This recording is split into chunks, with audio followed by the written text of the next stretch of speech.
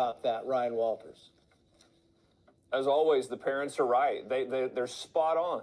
The teachers' unions are destroying our schools. They're destroying this country. They are taking everything that should be what education is about understanding academics, about high expectations, and they've turned it on its head. The way you get A's in a classroom now in a teachers' union-run school is by being woke instead of these core concepts. And the parents are tired of it. They're sick of it. They want good teachers in the classroom, not teachers' unions, woke nonsense. This has to end. And again, the country's education system depends on our schools getting the teachers' unions out and putting the parents back in control of their kids' education. Yeah. Ryan Walters, Sonia Shaw, thank you both.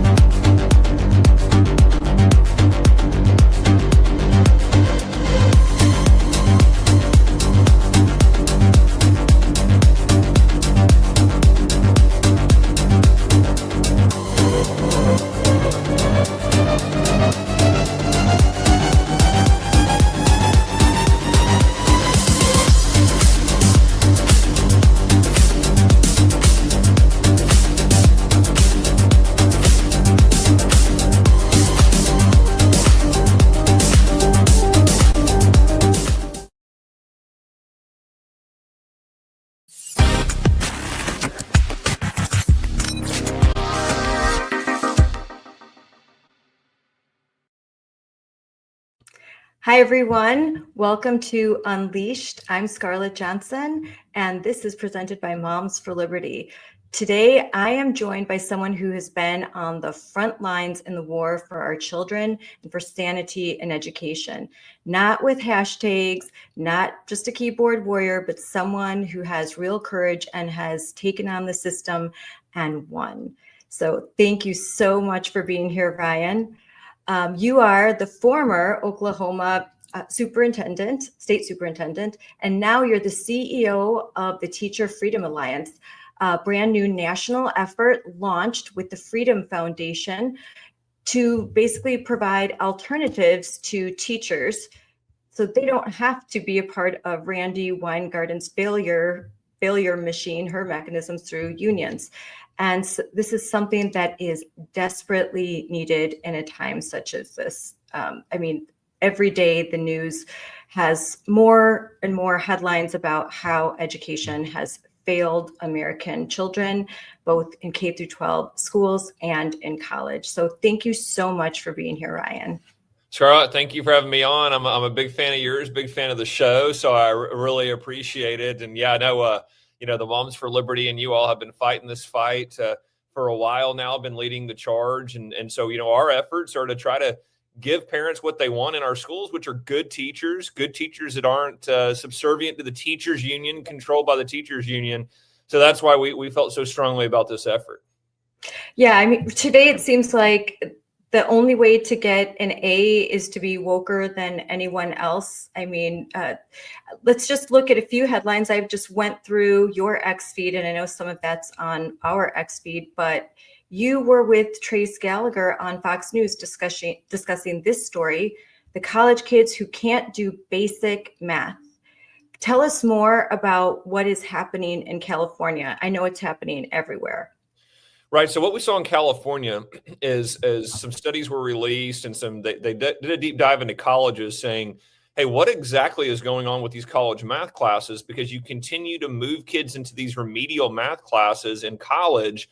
And so the colleges came out and said, well, the kids can't do basic math at any level. And so over 50% of them can't do that. So we're having to send them to these extra classes to do that. So then you take a step back and go, if college age kids can't do basic math, what were they doing in K-12? And so then you start unpacking that. And what you see again is this emphasis on your gender studies, your emphasis on this hatred of America, this anti-American curriculum. You see all the LGBTQ plus issues being pushed. What you don't see is that emphasis on math proficiency. What you don't see are aggressive programs like the tutoring programs we launched in Oklahoma to say, look, if you're struggling, we're going to help you. We're going to get you the resources you need. Instead, what you see is a continued focus. And again, you put that really well, Scarlett. It's more about how woke you are than how well you do math and how well you read. And so when you start unpacking these things, it has this massive ripple effect. They don't learn it in high school. So then they've got to go back in college. And they get out of college and they still can barely do math. And then they enter and they try to go get a job and they're still unable to do some of the basic functions that, frankly, we should have been able to teach them in our K-12 system. When you dive into that report, and it was specifically about University of California, San Diego students, one of the highest ranking colleges in this country, I think it's ranked 27, that's 45,000 students on its campus, and 20% of those students couldn't answer a second grade math question. A second grade math question. And then even more, by 30-fold, they couldn't answer math questions that were intended for 8th grade students. This is a crisis. And instead of forming a something to address this, you see right here, Randy Weingarten, a task force on LGBTQIA plus rights. There should be a task force on math and reading and science and why our kids are falling so far behind. Instead, they are focused on this. Yeah, and I mean, and they're, frankly, they are becoming more open about their goals and initiatives, aren't they? I mean, they really don't care. They don't care if the kids can read. They don't care if the kids can do math. What they care about is, are you guys going to go in and join our left-wing agenda? And so instead of those pushes for things that would actually be helpful for academics, instead of empowering the parents, with tutoring programs and all the curriculum they could even use at home, things like that would be very, very helpful. What you continue to see them doing is they continue to push their agenda. And as parents continue to speak out against them, frankly, you see how hard they hold on to their power structure. I mean, they fight even harder to keep their power in place. And that's where, we continue to fight against, first of all, getting teachers to leave. And first of all, get them to understand how bad the union is. Because a lot of teachers, they don't know exactly where all their money is going when they're in the teachers union. And then number two is to get them to opt out. Optouttoday.com is a website that we've got to help teachers get out. And then to join the Teacher Freedom Alliance to say, listen, we want to partner with parents. We want to focus on academics. Again, we want to address when kids aren't proficient in math or proficient in reading. And we want to create good American citizens. That's the other part of this as well, as we're talking about math, reading, and science, we've also got to strengthen that understanding of American history, yes, love of country, patriotism, and citizenship. These are the basics we've got to get back to, not LGBTQ plus issues that is just absolute nonsense to inject into our schools. Yeah, I think you're 100% right. When you look at the overall scores across the country, it's easy to deduce that when our kids are graduating high school, they are completely unprepared for college. I have heard some friends of mine that work in the university say that college is the new high school, that basically they have to spend the better part of their first and second year just getting them a high school education. And these are the top kids, the kids coming from the schools across the country that are ranked high. So, I mean, what does that say if you are struggling in an inner city school district? I think a lot of the so-called woke policies that are intended to help disadvantaged students actually hurt them the most. Oh, I 100% agree with that. And what you see is all of this victim blaming or victimhood, all of this CRT, DEI, all of that nonsense. It actually hurts the people that they claim they're trying to help with that. What would be helpful is back to an understanding of high expectations, high academic standards is actually incredibly beneficial for kids. We all know that have kids, right? Parents and grandparents out there. Kids will rise to the level of expectations you put on them, whether that's their behavior or whether that's their academic performance. Again, if you expect low things of kids, oftentimes that's a self-fulfilling prophecy. If you expect high things of them, again, kids are capable of great things. God created every kid uniquely with unique talents. But what you continue to see is this participation trophy mentality, this, hey, make excuses for every child, turn them into a victim. That's one of the most damaging things you can do to kids, instead of telling them what you should, which is, hey, you are capable of greatness. You are capable of really having a positive impact on the world around you. You're capable of getting a great job, of creating a great job. You're capable of having a family and living a life that fulfills you with a lot of contentment and finding truth in this world. That's an empowering message. That is a hopeful message. That's an encouraging message. Their message not only hurts the kids, it actually puts them in very dark places where they don't believe that they can actually do anything with their life or actually have hope. So this is a Truth Social post by the president. Great job, Oklahoma State Superintendent Ryan Walters. Strong, decisive, and knows his stuff. I love Oklahoma. So real quickly, you became the state superintendent of Oklahoma. And that's, I would think, boy, that's a red state. There's probably no DEI in Oklahoma. Would I be wrong? You would be wrong. We had to fight very, very hard to get DEI, CRT, pornographic books out of our schools. I was actually sued by some of the largest school districts in the state for telling them to take gender queer and flamer out of elementary school libraries. So superintendents were fighting so hard to keep those books in their elementary school libraries. They sued me and took me to the state Supreme Court over it. So, I mean, listen, the education system is controlled by woke left-wing teachers unions, administrators, and an establishment system that is there to indoctrinate your kids.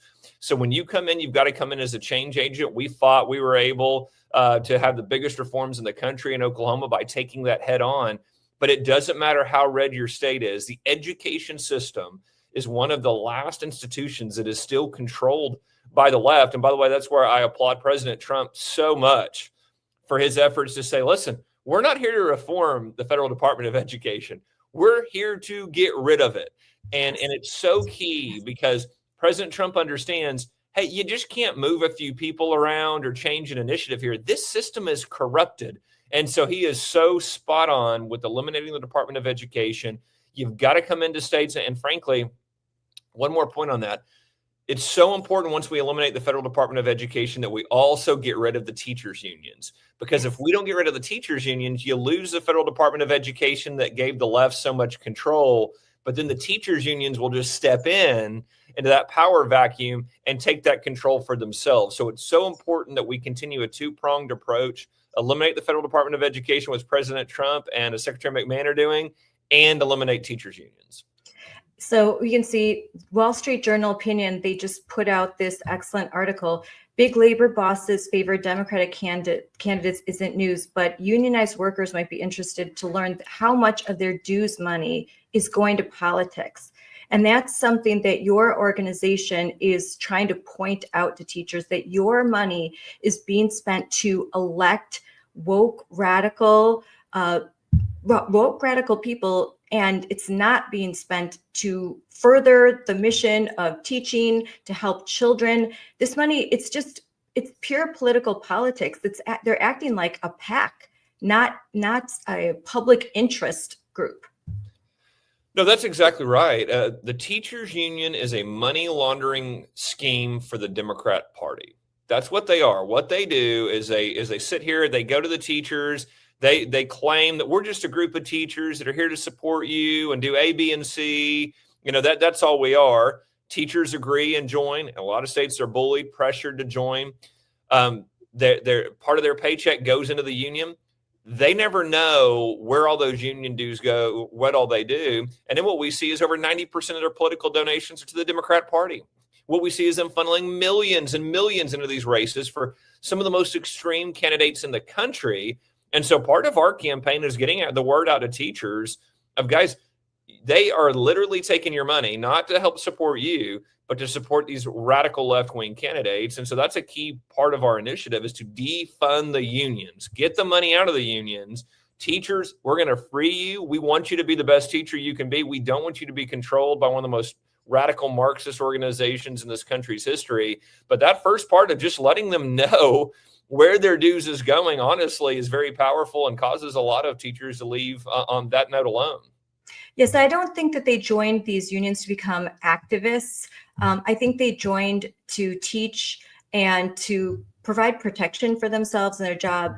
I feel like they've been betrayed, and I hope the more that they learn, they feel that way too. And they have the ability to opt out of unions. Like in Wisconsin, Act 10, like they can opt out of unions, but I'm telling you, there's a concerted effort in my state to repeal that and again, force them back into the unions.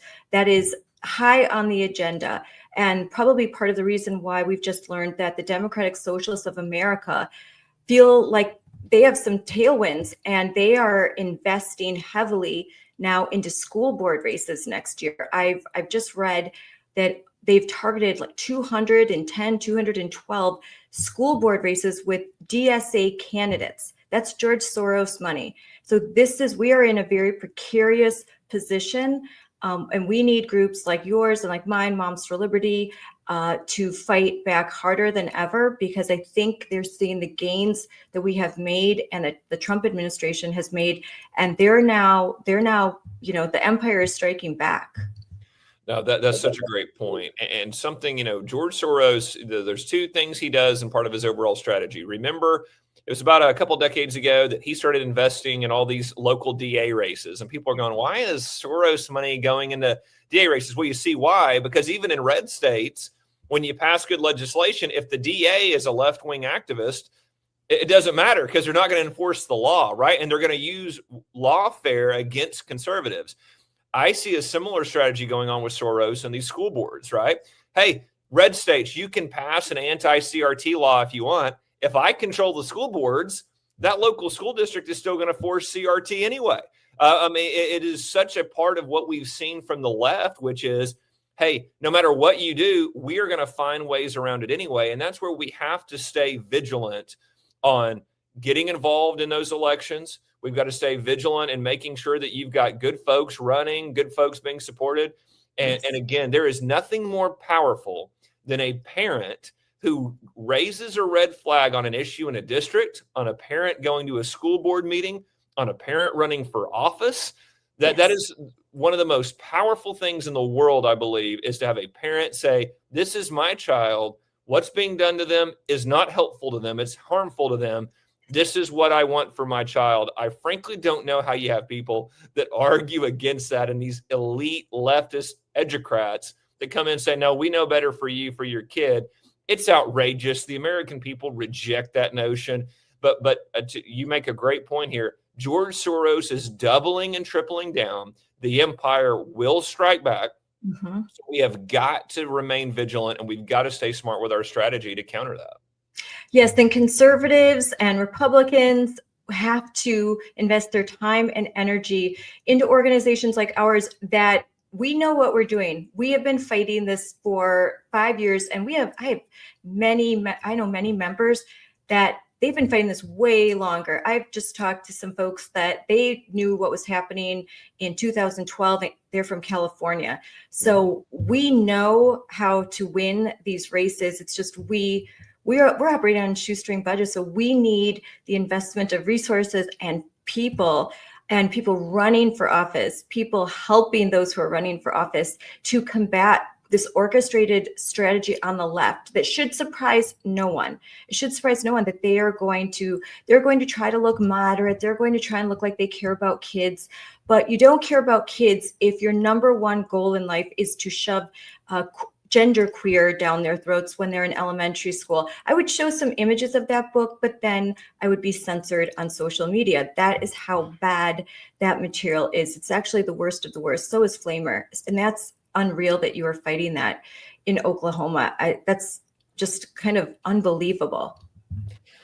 And you make a great point about this too. And I want to make sure and that your audience understands what you just said there, which is what what we are all up against.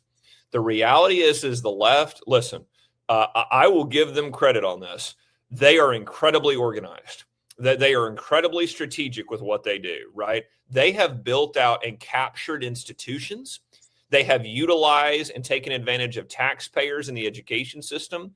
So when you look at the teachers unions, I talked a lot today about money, and I talked a lot today about the millions and millions of dollars that they take from teachers that are frankly taxpayer dollars that they use for political purposes.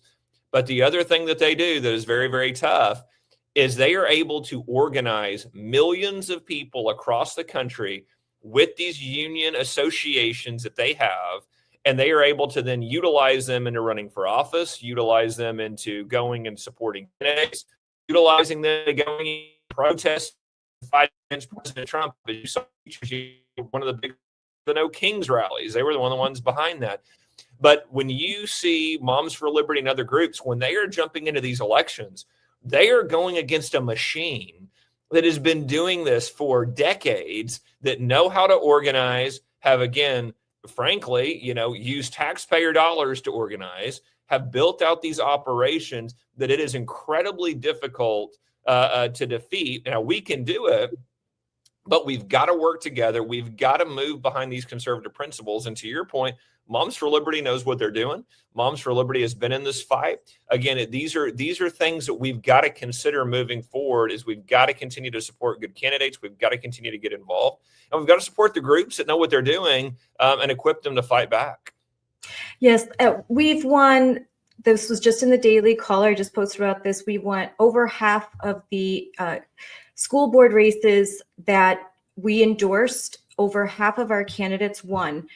And when you consider, it's huge considering what we're up against, the machine that we're up against, and how we have taken our limited resources and just tried to apply them and target some races and endorse some candidates. And over half won. And then one of the big reasons that they cite for their win is what's happening in schools. It's the fact that schools are more focused on this LGBTQIA plus agenda and providing kids age inappropriate materials than they are about actually educating kids. And for your organization now, for those parents tuning in, I think, could you explain to them what Teacher Freedom Alliance is and how it's different from the other unions that we've been battling for years? Yeah, so we're not a union. What the union does is they come in to take you back to that. What the union does is they come in, they tell teachers they have to join. We're going to negotiate. We're going to collectively bargain. We're going to represent you. We're going to go into the district and ask for more money, do this and that. So what we say is, guys, you don't have to do any of those things. First of all, there's a Supreme Court ruling, Janus, that says you don't have to. But number two, guys, you can negotiate your own contracts. You can be part of a district contract. There's nothing that says you've got to be part of a union to do those things. So what we tell teachers are, hey, listen, what do you need as a teacher? Some teachers say they're concerned about their liability insurance. Well, what if I get sued? What if something happens? We provide that for them. The second thing they say is, well, I've got to go get professional development to continue to keep my license, my certificate. And I've got to go back to the unions to get the trainings to keep my license, and we provide that in all states. So again, what we're able to do is come in and say, teachers, here's what we're going to do. We'll provide those things for you, but we're going to train you on how to teach your academic subject to the best you can. No woke nonsense, no left-wing nonsense.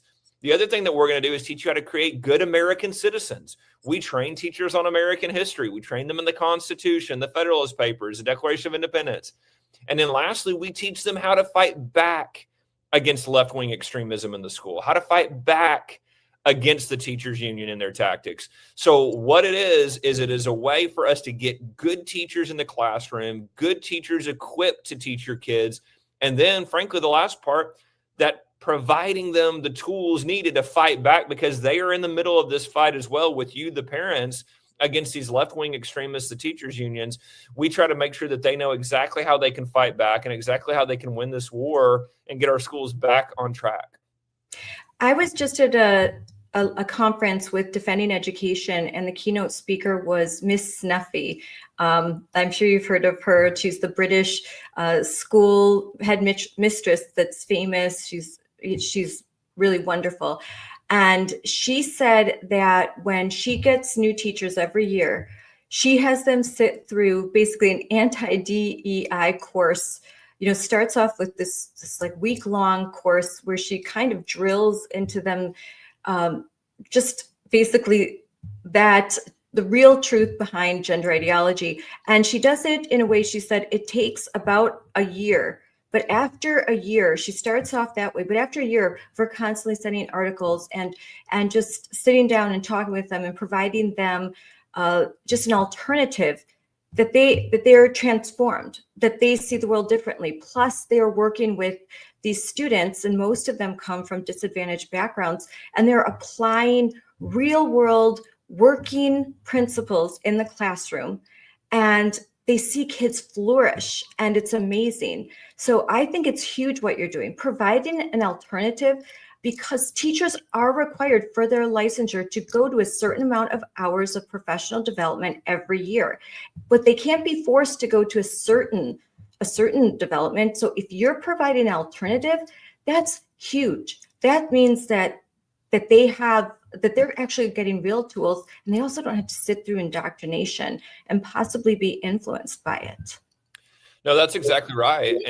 And that's where we're able to come in and say, listen, we can do this where you've got good people that don't want any part of that. But frankly, a lot of good teachers say, yeah, but I don't know what to do. I don't know what else to do. I'm going to lose my job if I don't get these hours. And so again, providing that for them, giving them very good professional development, getting them, again, a better understanding of American history and a better understanding of what parents want. We always talk to the teachers about this. It's so important, and we teach them ways. And again, we work with groups like Moms for Liberty to say, hey, here's what the parents are asking for. This is what you've got to make sure you provide for the kids. And again, the teachers we work with are going, that's exactly what we want to do. And so again, as we continue to grow, we've got thousands of members across the country. We're going to continue to find these good teachers, train them, but also help them fight back, because again, we've got to take these districts back. We got to have good, bold leadership from teachers. And so again, we think it's so crucial in this fight to get the schools back on track that we've got good teachers that are willing to engage and fight back. What we hear from teachers is that a lot of times they're afraid to speak up. They fear retaliation, like you said, from union. How widespread is that intimidation?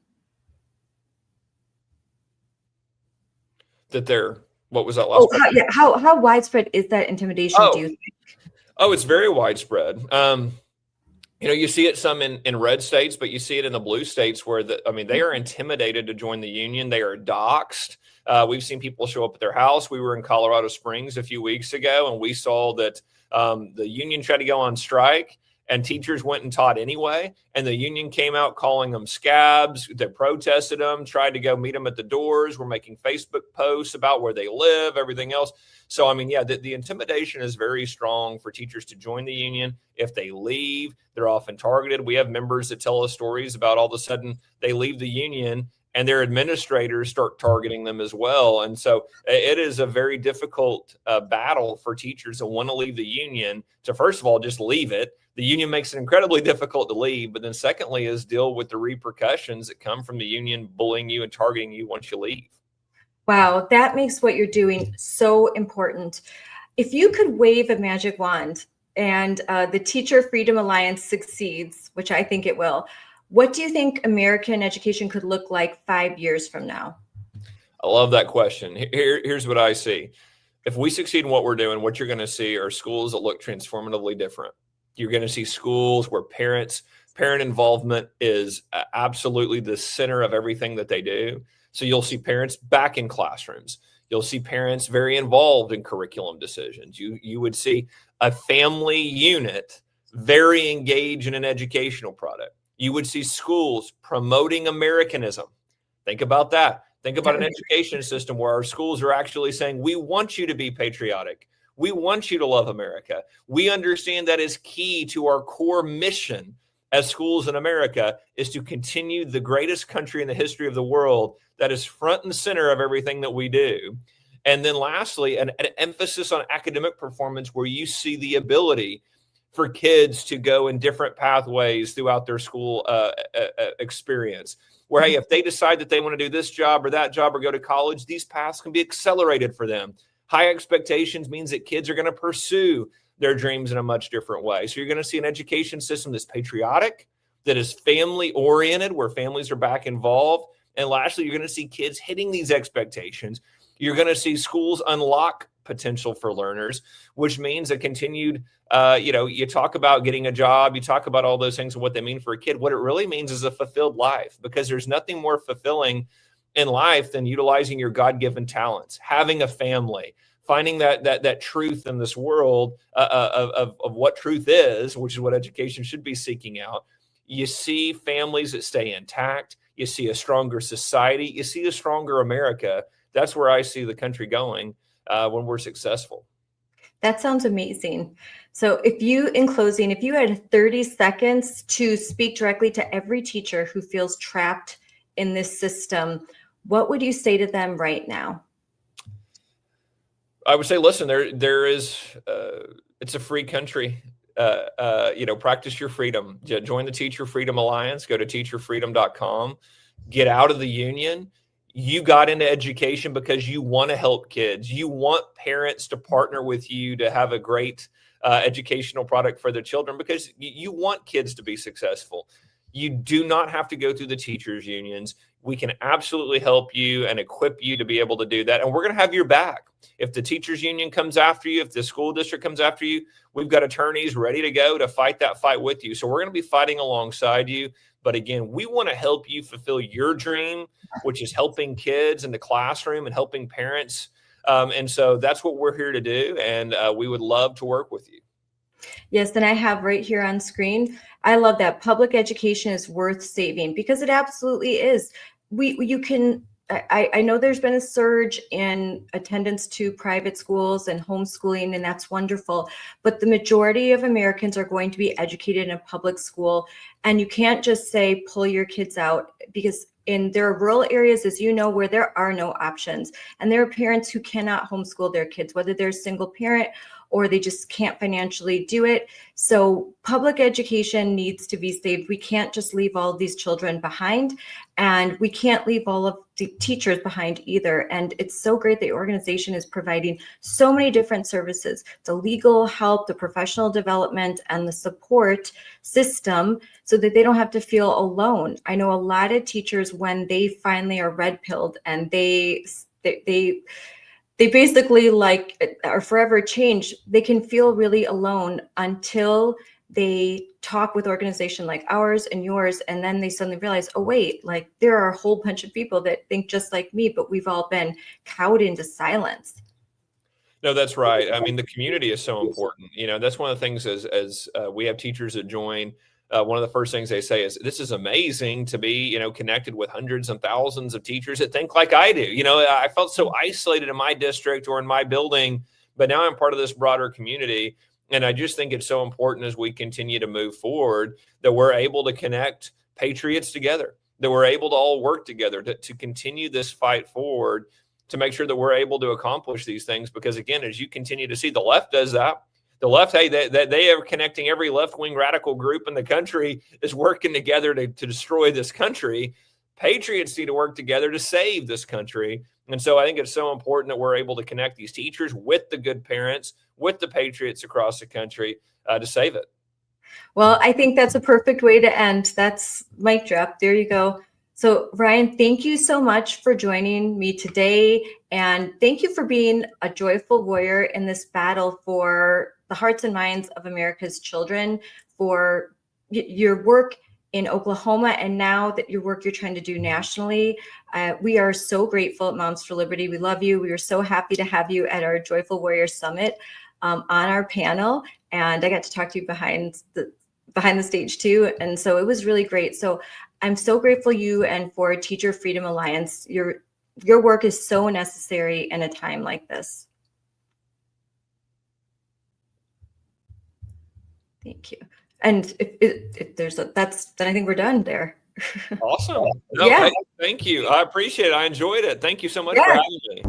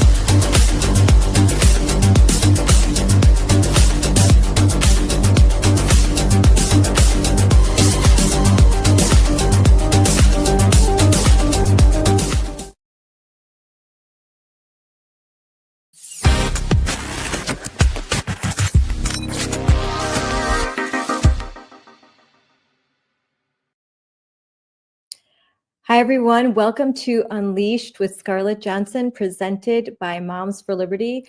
My guest today is a powerhouse for truth and courage.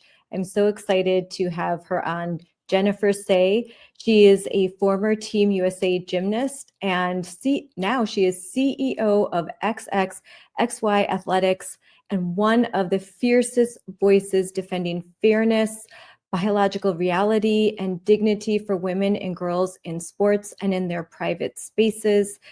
Thank you so much, Jennifer, for coming on my show today. I'm so excited to have you. Thanks for having me, Scarlett. It'll be fun to talk to you. Yes. Just kind of just chatting. There's so much going on. I was just going through your X feed and I'm like, okay, there's this to talk about, there's that to talk about. There's a lot to discuss. I want to mention that you consistently call out Nike and other major athletic apparel and shoe brands for not standing up for women, for not standing up for girls. I have the girls, teenage girls in my household who are athletes, and they always want the Nike shoes, Nike gear, but they're not standing up for women and girls. They're making a lot of money off of female athletes, but they're not really speaking out for them. No, I mean, Nike has a long history of treating women very poorly, with astonishing disregard, in fact. And I think it's that divide between how they pretend to support female athletes. They pretend and they make a lot of money off of, a you go girl female athlete point of view. And yet behind the scenes and not so behind the scenes, they've always treated women with astonishing disregard. And that's their own employees. And there was an expose written by the New York Times back in 2018 about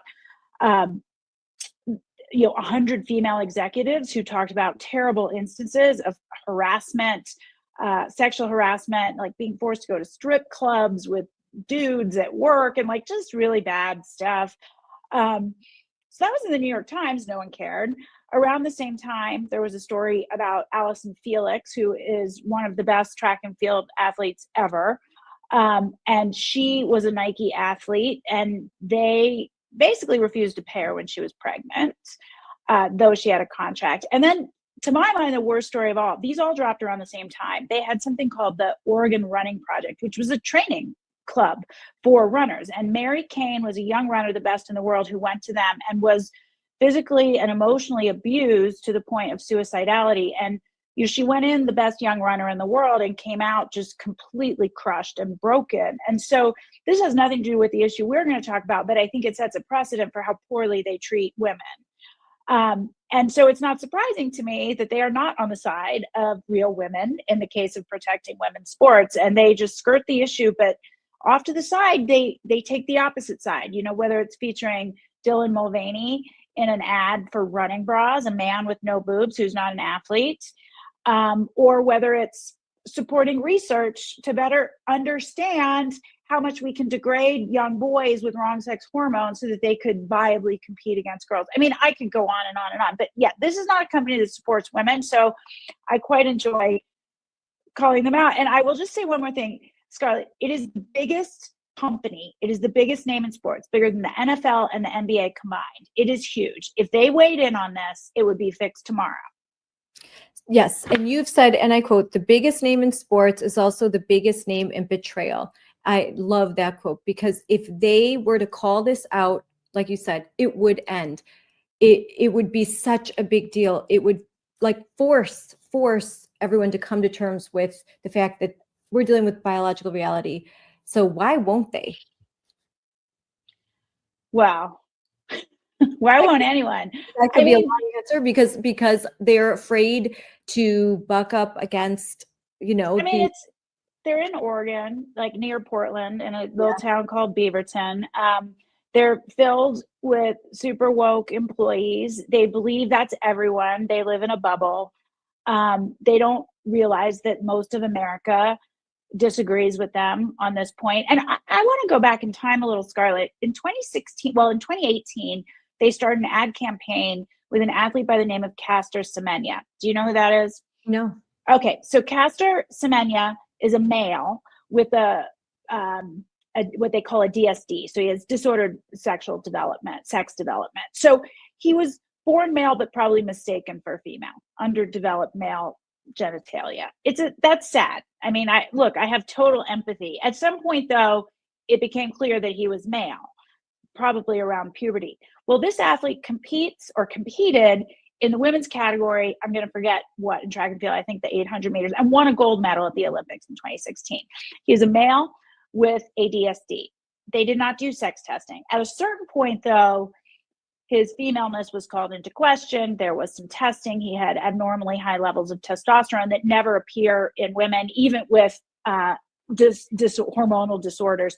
So, and now World Athletics has set a clear rule that you must be female to compete in women's sports. So Semenya is refusing to do the testing because he knows, blah, blah, blah. Anyway, Nike did a whole campaign starting in 2018 about Caster Semenya just being a different kind of woman and how we're all just bigots if we don't accept Caster. No, Caster's not trans. I want to be clear about that, but it doesn't matter. It's a man saying he's a woman and competing in the women's category. And they made it about race and bigotry to call that, his sex into question. It's not race or bigotry at play. He's a man.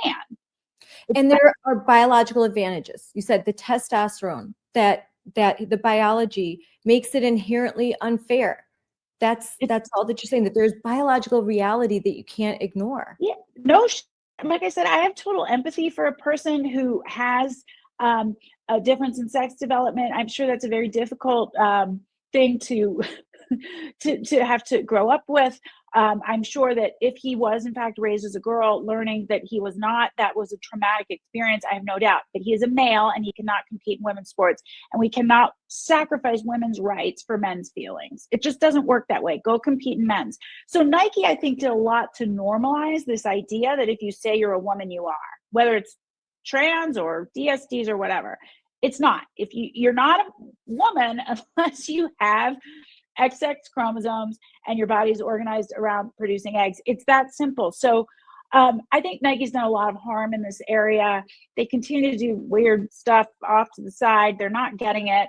They're woke. They just don't know, to come back to your answer. They believe they're like the civil rights heroes of our day. It's crazy. It's crazy. Scarlett, I don't know, why does anyone persist in this bizarre thinking that men are women if they just think they are? No, I don't know either. It's hard to understand. But you have developed XXXY. So we can lament all day, but they're not changing their minds. So what can we do? Well, we can put our money into another product that does recognize biological reality. And so you're providing something different, high quality, really cute. I love your stuff. I love all the, and you keep expanding and growing. So why don't you talk about that? Your decision to, you're not just going to complain about it anymore. You're going to do something. Yeah, I mean, I think we all have an obligation to use our unique skill sets. And my skill is brand management and brand development and understanding culture and how to influence culture. I did it for years as the CMO, Chief Marketing Officer at Levi's. I've written books and made films, and that's what I like to do. So I'm not a legislator or a politician. I'm not even a media pundit. I'm a business person. And I think that there's this huge gap in the marketplace for a brand that actually stands up for and supports women and supports the integrity of women's sports. And I think most people agree with us. And what I can do with XXXY Athletics is normalize standing up and saying, you know what? Women's sports are for women. That should be a totally normal thing to say, right? And for some reason, people are afraid to do it. The 80% of Americans that agree with you and me are terrified to do it because they get punished for it.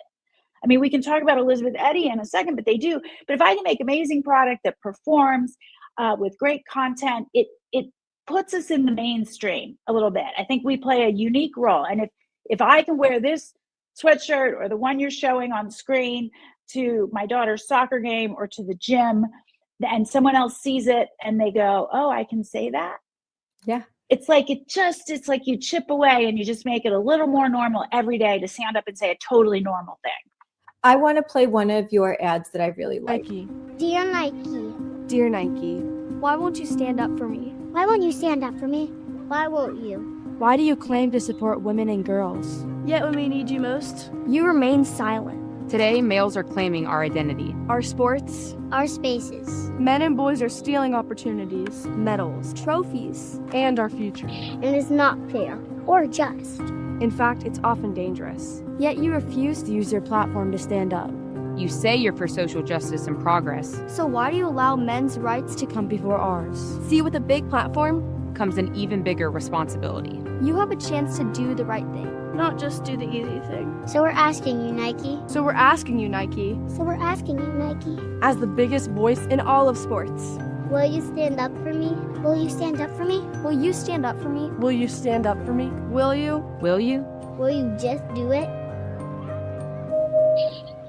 She's so cute. I love it. That's so clever. Will you just do it? I love it. That And if for the weirdo, like ad obsessed people who've been in the business for a long time, they might remember an ad that Nike did back in 2011 called "If You Let Me Play," and we sort of mirrored the style of that ad on purpose. And it was a brilliant ad. It made me really proud to be in the business, and it essentially showcased young girls talking about all of the benefits of participation in sport. If you let me play, I'll be less depressed. I'll have better self-esteem. I'll be more likely to graduate from high school. All these things that are absolutely 1,000% true. And it was a remarkably beautiful ad. And yet they won't acknowledge the elephant in the room right now, Nike, that fewer girls will play if they don't have a fair playing field. If you know that you don't have an even shot of winning or of making the team because there's a bunch of boys who get to take your spot, eventually girls will stop playing. And quite frankly, as long as there's a single boy that breaches the boundary of girls' sports, they're not girls' sports anymore. So we were just sort of challenging Nike to stand up here.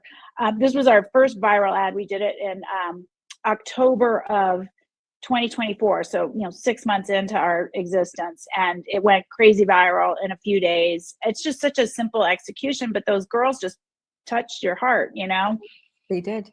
Yeah, they did. And I think my daughter this week is tryouts for basketball team, and if there was a biological male or a few of them, I can guarantee you a lot of those girls would just like, no, I'm not. It doesn't feel right. Winning doesn't feel authentic. Yeah. And losing really hurts, and physically can hurt when their bodies are caused physical damage. Yeah. In many stories, it's just not fair. Girls don't want to win by cheating. It's a great point. And they don't want point. to lose that way either. And Well, they definitely don't want to lose, but you're raising a point I think that doesn't get made often enough, which is, I do think you're right. Most girls want a fair playing field. They don't want to stack the deck in their favor by stacking the team with a bunch of boys. Although it's interesting, Scarlett, I've asked myself this question because in National Women's Soccer, there are several males, with differences in sex development that play in the National Women's Soccer League, professional women's soccer. The best player in the world, in fact, is somebody who goes by Barbara Banda and plays for Orlando Pride. Highest paid player in the league, very clearly a male. And I wonder if the team does want him on the team so that they can win. I mean, I wonder if at the professional level anyway, because I wonder why the women put up with it. Because just a few weeks ago, the very first professional athlete spoke out. She wrote an op-ed. Her name is Elizabeth Eddy, and she plays in the National Women's Soccer League. And she wrote an op-ed in the politest of terms saying we need clear boundaries around women's sports. And a few days later, her own teammates, the captain of her own team, Angel City FC, excoriated her in a press conference, smearing her, calling her every name from, racist to bigot to everything you can think of. And why do women want to? I'll never understand, why do women want to put up with this? But I think in some cases, maybe they don't mind. I think the real motivating factor, I'm thinking out loud, Scarlett, isn't that they want to win. I still think the motivating factor is they get sort of social justice claps, Yes. I think that women want to be nice. No, I heard her on Fox and Friends. Was it Laura Ingraham? I think she was on, and she was so kind, even to those who had disparaged her. She was. I just want to be friends with you. You're still invited to my wedding. I just, and she also said that privately that other females, well, it's an all female team, so they should all be females.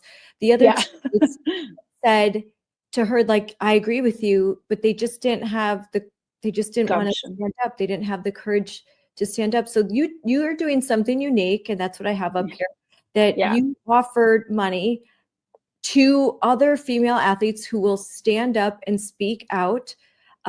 Because very likely she was going to lose any endorsements that she has. Like, they're going to drop her. Yeah. And so Yeah. And I don't, compensate I- for that. yeah, I mean, I don't know if Elizabeth has any. She's been in the league 11 years. She's not one of the top players. Doesn't matter. She's an amazing athlete. I wanted to, put the offer out there, and I did it from the brand. I don't have, Nike money. Nike's a $50 billion company, but a lot of these women don't have sponsorship deals. So I offered $10,000, and then a private person messaged me private saying he'd add 5,000 to it, and then Clay Travis said he would double it. So there's $30,000 on the table, which is a lot. The average salary in the National Women's Soccer League is about $48,000. So 30 is a really nice payday. And yeah, I mean, there's people who are critical because of me for making this offer, because they say, well, then that's just a mercenary act. No, not really. I want to take the sting out of monetary cancellation. If you can't get another sponsorship, I'll give you one. All these other companies pay way more money, and you don't consider that mercenary. So why shouldn't they be compensated for their courage and bravery? I've had a taker or two discussing it behind the scenes. I won't reveal any more than that now. That's awesome. So, like, encourage others to speak out. And like you said, the average salary under $50,000 a year, which means they're going to make up for that probably through sponsorships. That's a way to make it worthwhile. That's not a lot of money to make these, especially these days. That's very little, and it's a great deal of sacrifice and a lot of time. And probably you have to put off a lot of things in order to do this because you love it. You love the sport. There are. To make $48,000 a year, it just is very little. So yeah, it's not that much. And Yeah. they're in major cities like Los Angeles and Miami. I mean, it's tough to live on $48,000 in Los Angeles, I don't know how you would do it. I mean, you're living basically like you're in college still with roommates and all of that. So there is the financial, so there could be financial pressure. Like, if I speak out, maybe I have a few small sponsorship deals and I'll lose them, and that's right. It will hurt me. But I think if they're in big cities, I would guess, because I've been doing this for a while, it is the pressure, the societal pressure, the pressure of what people will say to you on social media, that they will be mean to you, that, you won't, that friends might drop you and unfollow you and cancel you. Like, that is still very real for these girls. Yes, the social ostracizing is a real risk. I would say it's not just a risk, it's an almost certainty. Look at what happened to Elizabeth Eddy. It's like what you just described times 100. Her teammates did a press conference to call her a racist. Who wants that? I mean, it's sort of easier to go, I'll just stay over here. Like, I think this is wrong, but I'm just going to wait for other people to deal with it. I get it. But you're a female athlete who has benefited from female only sports. And it just feels like pulling up the ladder behind you. It feels so wrong not to take a stand for this very simple thing. And I promise you, Scarlett, as we continue to make progress, and we will win in the end, because truth will out in the end, a lot of female athletes are going to join later when they feel that there's enough critical mass that it's safe, and they're going to pretend they were there all along. And that's fine. I will welcome them. But I think it is a bit cowardly, and I also understand at the same time, as someone that's endured pretty serious social ostracizing, it's not fun. I mean, I don't know if I would have done it in my 20s. I did it in my 50s. And we have to say, like, you were an athlete, so you understand all of the time and commitment that you can put into your craft. And it's not, I don't want to be too flippant and say, well, you should just give it all up. I agree. Yeah, I mean, that Elizabeth talked about that on, I can't remember what show she was on, but she said you have to understand we train our whole lives. And here's the thing, if the team ostracizes you, then the coach can. They just never give you any playing time. Maybe your contract is up with that team and you're a free agent and no one recruits you. It's like your career could literally end. And I will tell you, as a former female athlete, I think my sport was probably worse than some, but obedience is considered a real virtue in athletics. And we very much felt we were to be seen and not heard. And you weren't to challenge the coaches. You weren't to challenge what I would call what is really abusive behavior that we endured. And so you learn to just keep your mouth shut. You want to get picked for the team. Gymnastics is a really subjective sport. If they don't like you, your scores will be worse. Even if you make the team, the national coach won't put you in the lineup. There's all kinds of things that can happen, and you have trained your whole life. You give up everything. I mean, I didn't do anything else as a young person. I was training 6, 7, 8 hours a day, 10 in the summer. I didn't go to prom. I didn't even go to school all day. Yep. So I know. that's a lot to sacrifice. When my daughter was in ballet, she got to a point where she could, if she were to go farther and try to even try to be a professional ballerina, we would have to make a decision at 13 years old that she would never go to high school. She would never have a prom. We'd have to take all of that away so she could just day and night focus on ballet just for a shot. And she really wanted to do it. And we made the decision, no, like that we thought it was too much. And, I love that. A lot of times Good for you. that, but we thought she's going to make this decision based on her 13-year-old brain. But when she's 13, will she like hate us for it? Thinking like, why didn't you let me have a life? But then again, I respect so much athletes that give up all of that and families, and it's very expensive. All of this. Yeah. I mean, you all the private lessons, all of that. I mean, if you don't have a kid that's really dedicated to sport, then you don't know how much it can cost. It's a lot. It's always and the time and the commitment, and you get so sucked in. And I moved away from home. I was living on my own, not on my own. I mean, I lived with a coach at 14. I had no outside adult to kind of monitor and take care of my, psychological well-being. I didn't care. I just wanted it. I think I was probably a hard child to parent. I was just very insistent that this is what I wanted. Yes. But yeah, it's hard for regular people to understand what you give up. I mean, I have almost no memories of my childhood and adolescence that aren't gymnastics related because everything else got crowded out. Nothing else mattered. And I'm proud of what I was able to achieve. But I really respect your decision that you made with your daughter. I think it's actually the right one. I feel very strongly that you only are a child for a very brief time. There's plenty of time to do punishing hard work as an adult. And I want my kids to be kids. My son is 11 and very dedicated to soccer, but I hope that I make the space in his life to also be a kid. Yes, I think that, parents, if you have your kid in any league sport, because I think if you're older, you may not understand that your kids just don't join high school sports. Like they need to be. No. My daughter has been playing basketball since she was in preschool, and it never stops. As soon as one league's over, she has to do another one, AAU, all this, and another league or this or that, constantly playing just to make the varsity team in high school because everyone's doing it. And in private coaching, it's all of that. And I've similar experience when one of my other daughters was in ballet. Son was in tennis. It's just very intense. And my son was in soccer up until high school. And it's really intense. And it's a big sacrifice early. And I loved my kids being involved in sports, but it's a lot. It's a huge commitment. And when you have multiple children, it's crazy.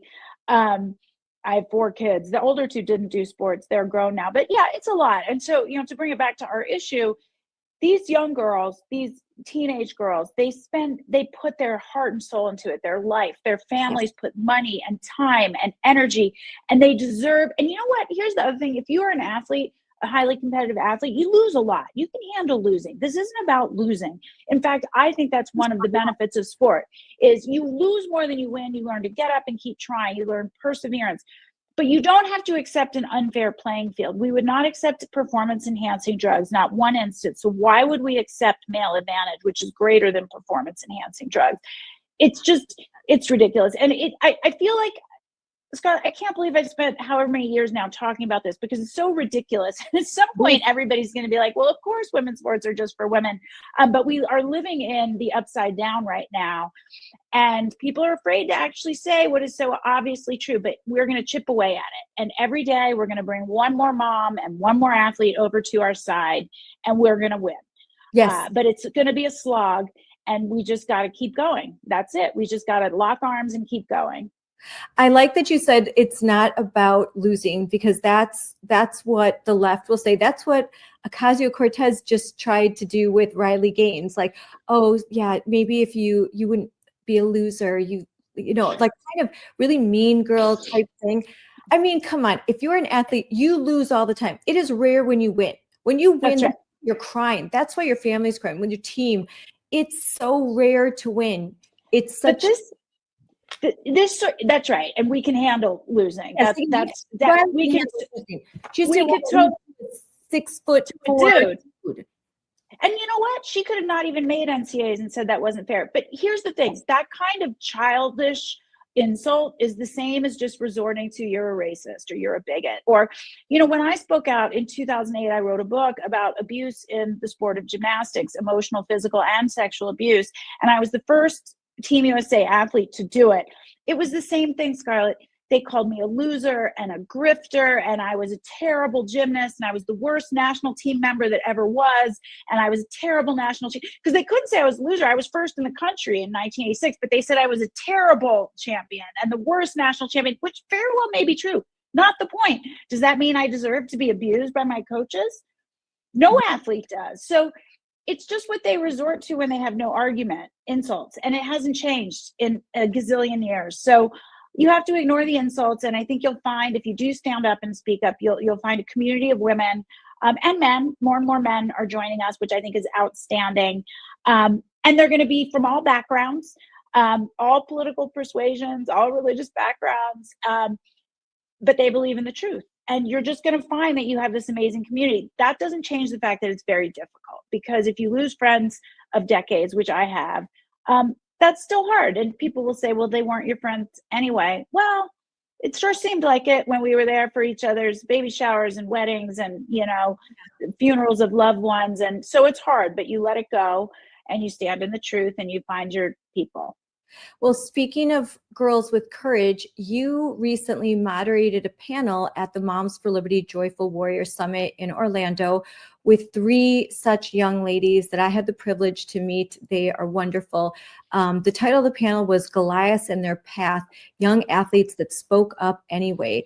And these 3 female athletes, Maddie Wilkin, Alexa Anderson, and Sophia Carpenter, shared their stories of being forced to compete with males. It was my favorite panel that we had. I was, you saw me backstage when I was interviewing, I was crying. I couldn't, like, these girls were so inspirational. So why don't you talk about that? Let's talk about the bravery of these girls and what they had to endure. Sure. Well, first of all, thanks for inviting me to do that at Moms. We had the idea on our side to do it that way, and let the girls have the stage.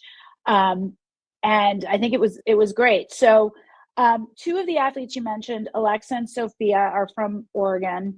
And they famously, well, there was another one. They've all sort of stood down from competing or from accepting and standing on the podium with a male athlete who won at the state track championships. And now they're suing the Department of Ed in Oregon for doing this. And then Maddie is somebody I know locally here in Colorado who's been very outspoken, spoken at school board meetings. She had to wrestle a male athlete a few years ago. And I just am so inspired by the courage of these young women. They're teenagers. And I feel quite convinced that these are the girls, this army of young women across the country that are going to change things. It is not going to be the famous athletes, because the famous athletes are silent. They're too afraid of alienating either their fan base or losing endorsements or losing their friends. But these young girls, they're going to be the change makers. And we heard from them directly, and they're just so courageous, and they know in their hearts what is right, and they're willing to do it. Yeah, and I have an image of the panel, and you can watch the whole panel at the Moms for Liberty YouTube channel. We've got it loaded up there. Courageous young athletes stand up for girls sports. I highly encourage you to watch it. They're so sweet. I love them. But strong. They're sweet and strong. They're fierce. I mean, and the parents too. We've got to acknowledge that the parents of these girls, I commend them, because they get a lot of heat. Like they also, I mean, they have to stand by their daughters, and a lot of parents will. And I know this because I have a lot of parents come to me and say, "Oh, here's a story, but we don't want to go. We're not going to go public. We're not going to attach our name to it." We introduce them to lawyers. No, we don't want to, go along with this lawsuit, when that's what will really change things. These lawsuits. All of these girls, they are willing to put their name out there. The families are standing by them. The families are willing to take this all the way. And if that means a lawsuit, and lawsuits can last years and years, and they're willing to do it. So this is bravery. This is what's going to change everything. It's bravery. It's courage. It's integrity. It's, knowing it's going to be hard, but doing the right thing anyway, which is actually courage. It doesn't mean you're unafraid. It means you might be scared, but you do it anyway. And I just think I'm astonished by their integrity at such a young age. And I really think they're going to be the difference makers. I compare them quite often to a group of young women within the gymnastics community that we call the Army of Survivors. And they were the young women who basically exposed Larry Nassar, the serial pedophile doctor in women's gymnastics. And it was not the famous gymnasts that exposed him. They joined very late. In fact, Simone Biles did not come forward until after he was convicted. And I'm not throwing any shade. I understand that if you're a victim of sexual abuse, you have to do it in your own time. But this army of survivors, hundreds of them, Scarlett, who came forward and recounted the story, unknown gymnasts, not great gymnasts, not national team members, they're the ones who put him away. And I think it's the same in this case. There's going to be an army of young women, high school athletes across the country who are just too big to ignore at a certain point. It's just going to grow. It's going to be too big to ignore. And at that point, some famous athlete will join us, but we don't need her. Yeah. We don't need her. There'll be I think even the Me Too movement, when it was initially, they were really addressing the terrible things that are happening. It was the young actresses. It was the ones that didn't have a big name. It was the females that were, you won't know their name. Their name isn't on the screen. They were the ones that came forward, and that propelled so much that finally some of the big names had to say, me too. But they were at the end. So it takes girls like this to come forward, start this conversation going, and suddenly it's going to happen. There's going to be a tipping point. There is. And then it's going to be slowly and then all at once. And everyone's going to pretend they were always here and all that stuff. And we're not going to get mad about it, because what we really want is to win. I tell people all the time, we're not going to get mad at people if it took them a while. I mean, we might, if it's a famous person like Malcolm Gladwell, who admits that he lied and knew better, we might get a little mad. But I want to win. I want truth to out. And so we have to welcome people as we grow this movement, and not scold them first. And I still see some scolding sometimes. And that's not my way. I want to welcome people. I know how hard it is. I know how much risk there is. And so we just need to grow, and we need to win. And no one wins the purity test. I was late, whoever. It's like, let's just grow the movement and keep our eyes on the prize. Yeah, like with COVID, so that's exactly what will happen. that suddenly I was always on your side. Like I always believe that, or they'll just never talk about it, pretend it didn't happen. Like none of this You're- actually happened. Yeah, there's going to be a lot of that with this issue. What do you mean? I wasn't even aware. I had no idea men were winning Olympic gold medals.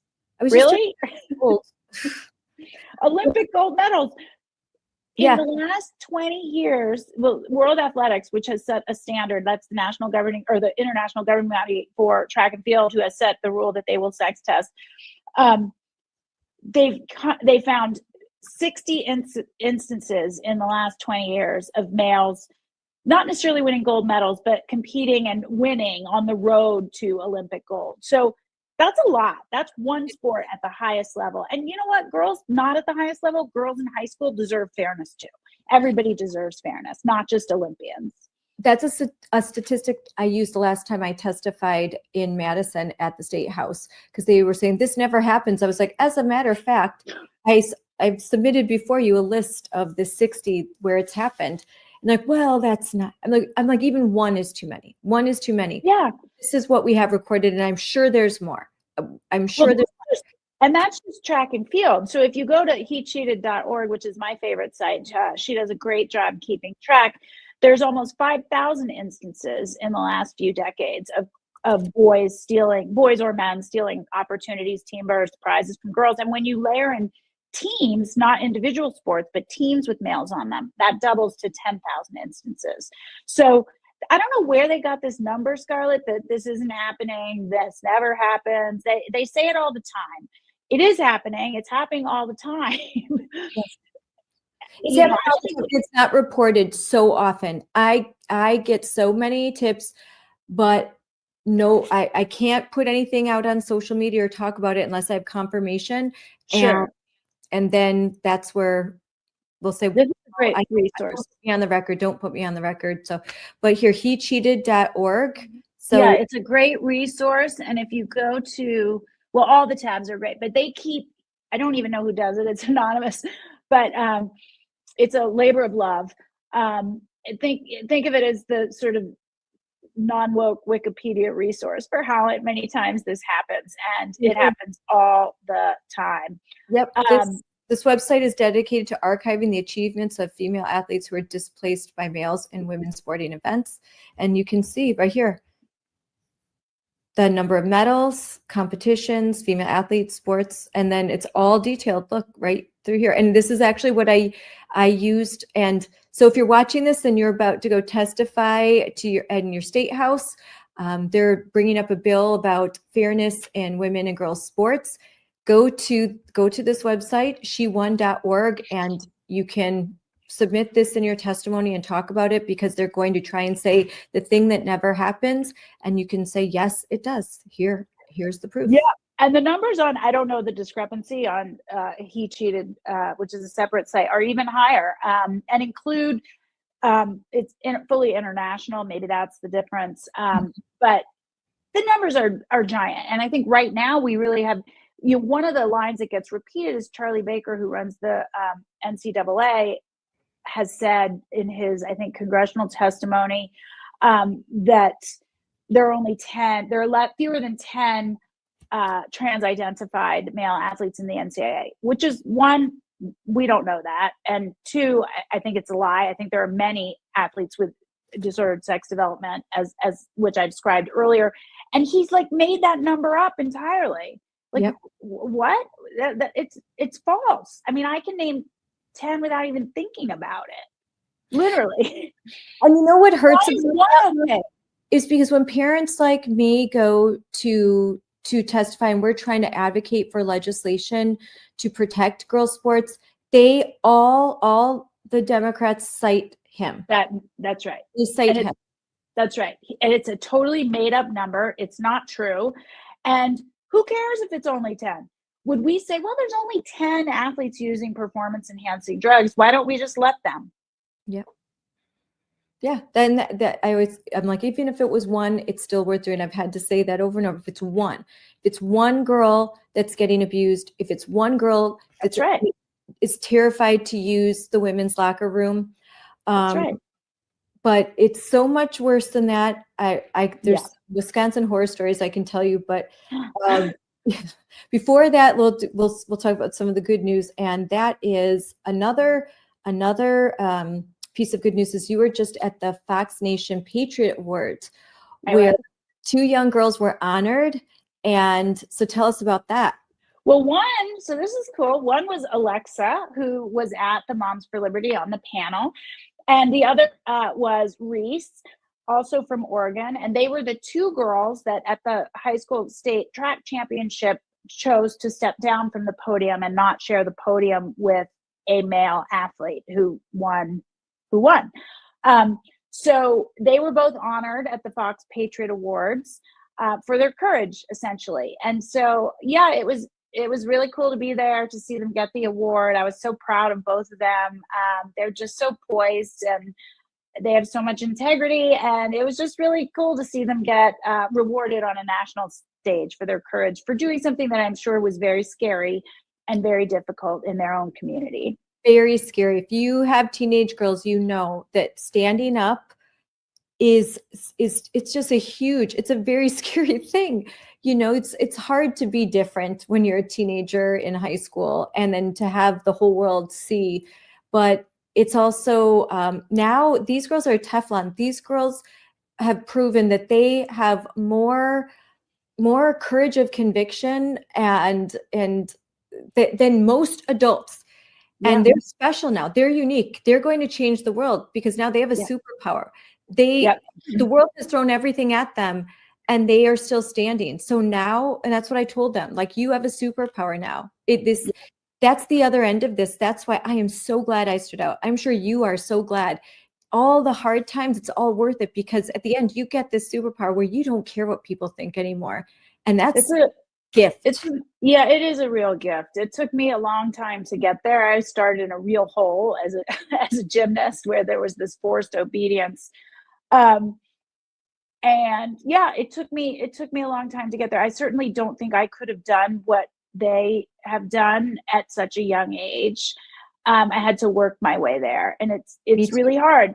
And I think you're right. They have great parents. They do have supportive friends. I feel proud that I was able to kind of scoop them up and welcome them into our XXXY Athletics community. You know, we have over 200 athletes. They're part of that athlete community now, 200 athletes that we work with. So I think, and I hope they felt supported from the beginning, even if it felt really scary. But it's cool. I want to play this clip of you at the event. Oh God. I am in Long Island, New York, about to go into the Fox Nation Patriot Awards and see our athletes, Alexa Anderson and Reese Eckert, win a Patriot Award. So many girls who deserve this award for their courage. Girls like my friends Sophia and Maddie, who took a stand with me at that first track meet back in Oregon. But they're going to win because they stood down and refused to take to the podium to stand up for women's sports. It's really going to be super neat to see them accept this award. And to all the girls who are currently fighting for fairness, just know nothing will happen if you do nothing. We need to fight to protect the future of women's sports. I am in. Oh my gosh, that is amazing. Amazing. I love it. Nothing it was neat. If you do nothing. Mic drop. There you go. Nothing will happen if you do nothing. And I think it should be said, Jennifer, that I think that the work that you've done and the groundwork you've laid and the programs that you've provided have made it possible for them to stand up, like that there is a community, that they don't have to feel alone. And I can only hope that some of the work that we've done at Moms for Liberty has contributed to that as well, that we've tried to make this space as adults where they are safe and they can come out and be strong. I think so. I mean, I think we have a different role to play as a brand. And if you see just one person in the stands with the t-shirt on, you can go, oh, those are my people. There are people here that agree with me. I feel safer.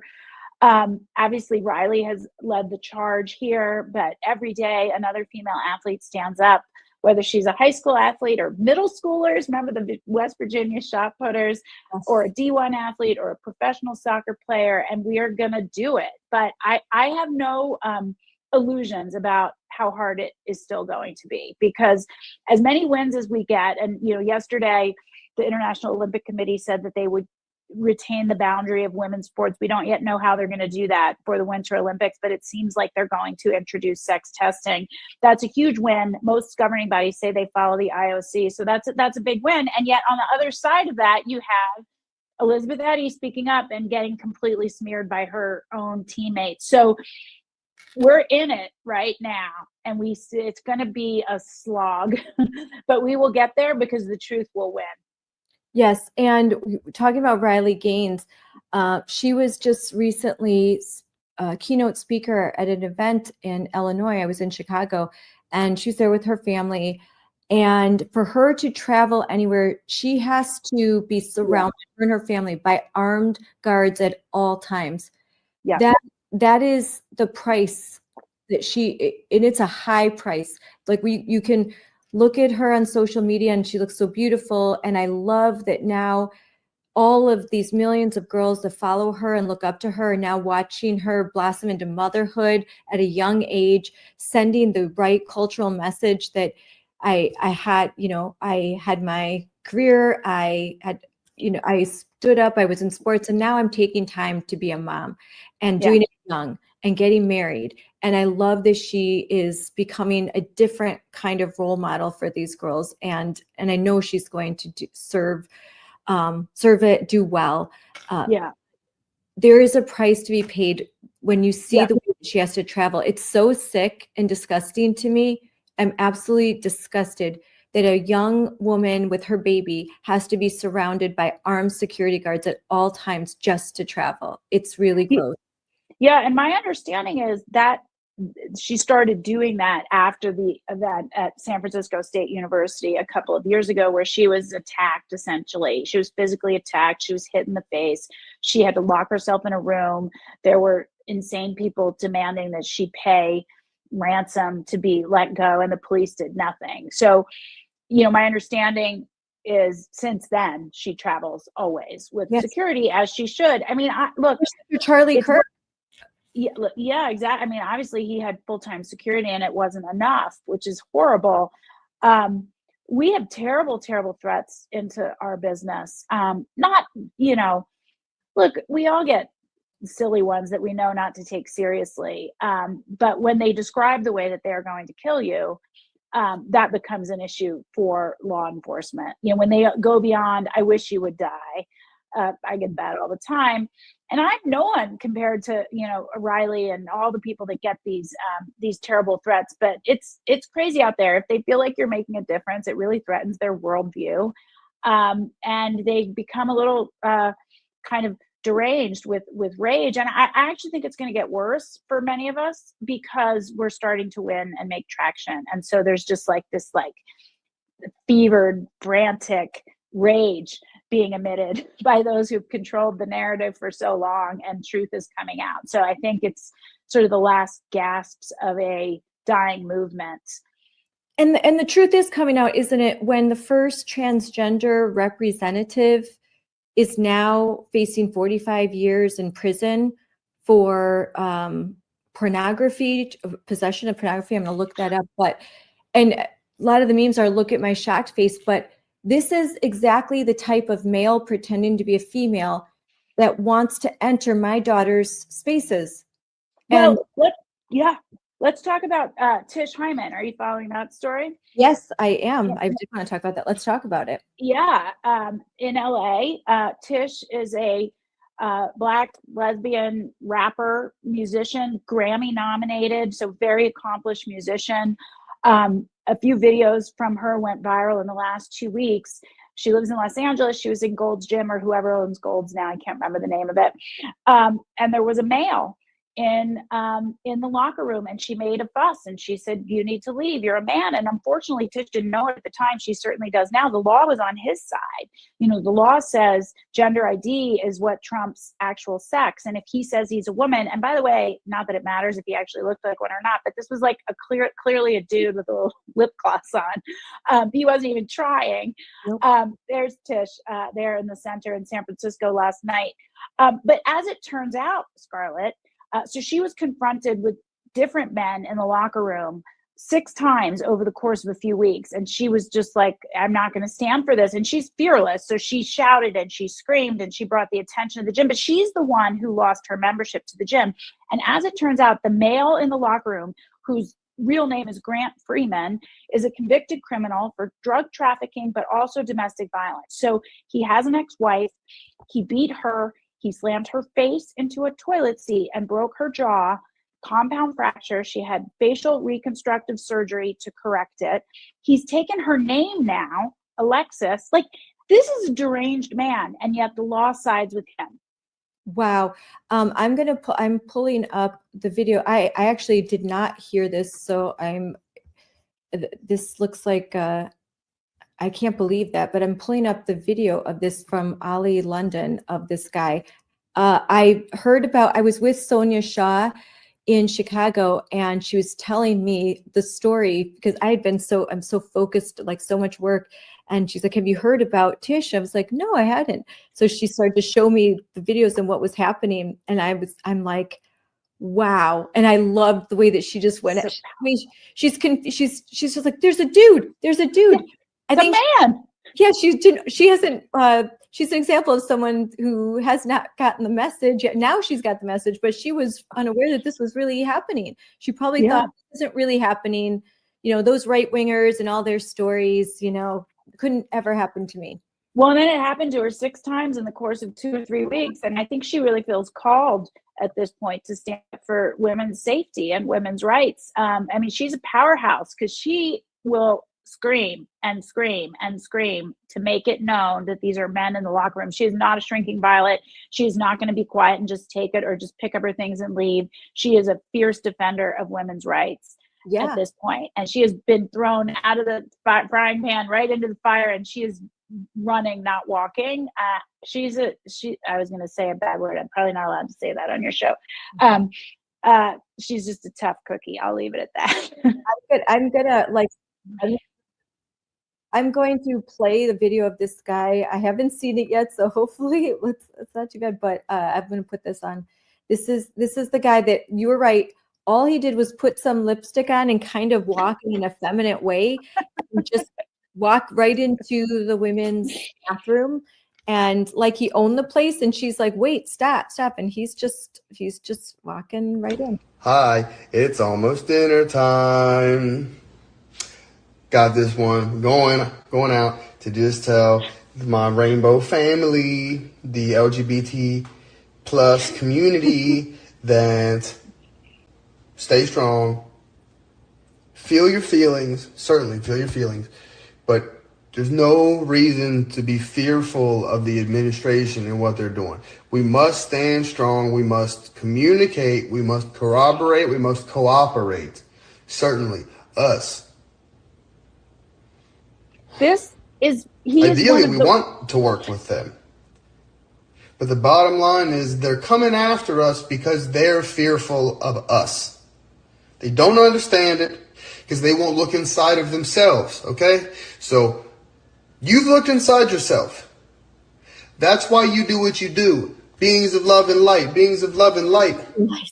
He is fashioning himself as a victim, Scarlett. He is a wife beater. He fractured his wife's jaw. Like, he is the worst kind of man. And you know what? We should not be forced to distinguish between, no men, benign or violent. I'm not suggesting all men who even think they're women are violent. They're not women. I don't care what they think, but we are not going to have to distinguish between the bad ones and the good ones. They have to all stay out. He is a man. He's a violent man. Go in the men's room. Yes. We can't wait and see, like, maybe it was this one that's one that beats women or whatnot. And the fact that he's a love and light and he's part of the community, he looks like a man, he talks like a man, like this is all pretend for him. This is a disturbed person that is gaming this system. That's basically using the whole LGBTQIA plus. I think that's what a psychopath would do. Like, understand. I believe he's a straight man with a fetish that he gets turned on thinking of himself as a woman. That is what this is, and he is invading women's spaces. And there have been other interviews he's done, Scarlett, that with TMZ, he's like smirking about this woman, and he's playing the victim card, and he's talking about how all the women in the locker room were comforting him, which I don't believe for a second. I think they're all grateful Tish has the chutzpah to stand up and scream as needed. But we can't let Tish do it alone. And, we have to kind of stand with her. She was great. Last night, she was in San Francisco. You showed a photo, and she paid for a ticket to go hear Scott Wiener speak, who is now campaigning now that Nancy Pelosi is saying she isn't going to run again at 109 years old, he's going to campaign for her seat. He is a state senator in California, and she went in and very graciously asked him a question about protecting women's rights to safety and privacy, and he basically answered with trans women are women. So we know where he stands. But I want Tish to feel supported. She's on fire. She's going to make a difference. We should let her know that we stand with her and we support her courage and bravery. So in my area of Wisconsin, in Racine, I broke a story. It was just a month ago. A grown man in his 50s was walking into the women and girls locker room at Racine Unified School District Aquatic Center. And this aquatic center is connected to the Case High School, the local high school. And it offers classes to residents and that they can come in and use it for swimming. And so this 6-year-old guy was walking into the women and girls space, and this was reported to me by a whistleblower. And this whistleblower had repeatedly tried to say something to get this guy out. He was worried about that he could be a potential predator, obviously, and thought this wasn't right.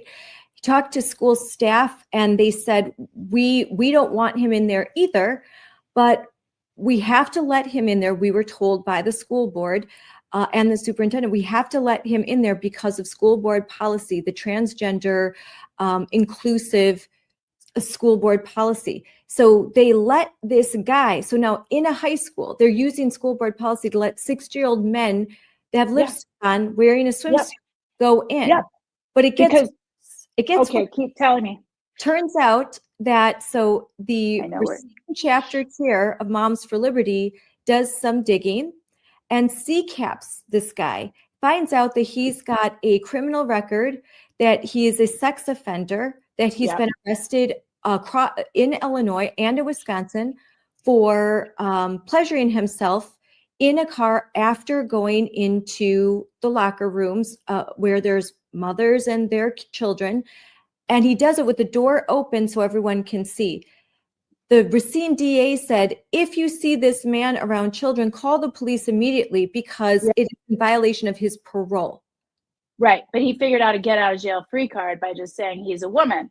Yep. It's like insane. Everybody knows that predators go where the victims are. I said earlier, I grew up in a sport that was rife with sexual abuse, and there were coaches. It was known, like they went where the kids were. That's what they did. That's where these pedophiles went. This is a new disguise. You just say you're a woman, you put on a little lipstick, and all of a sudden you're a victim class and you can go wherever you want. I mean, what happened to the Me Too ladies? Just 7 years ago, if a man looked at you funny at the water cooler, he could have a career ruined, which was not right either. Let me be clear. But I think at the beginning of Me Too, which was about actual sexual violence, that was good. It jumped the shark at certain points, but at a certain point, but you had men being just dragged and lost their reputations and careers for a funny look at a woman. And now you have actual predators throwing on, a women's bathing suit and going into the women's locker room, and they are protected somehow. And the law protects them. That is the thing. I can't speak to the law where you live, but in California, where I used to live, the law says if you say you're a woman, you are.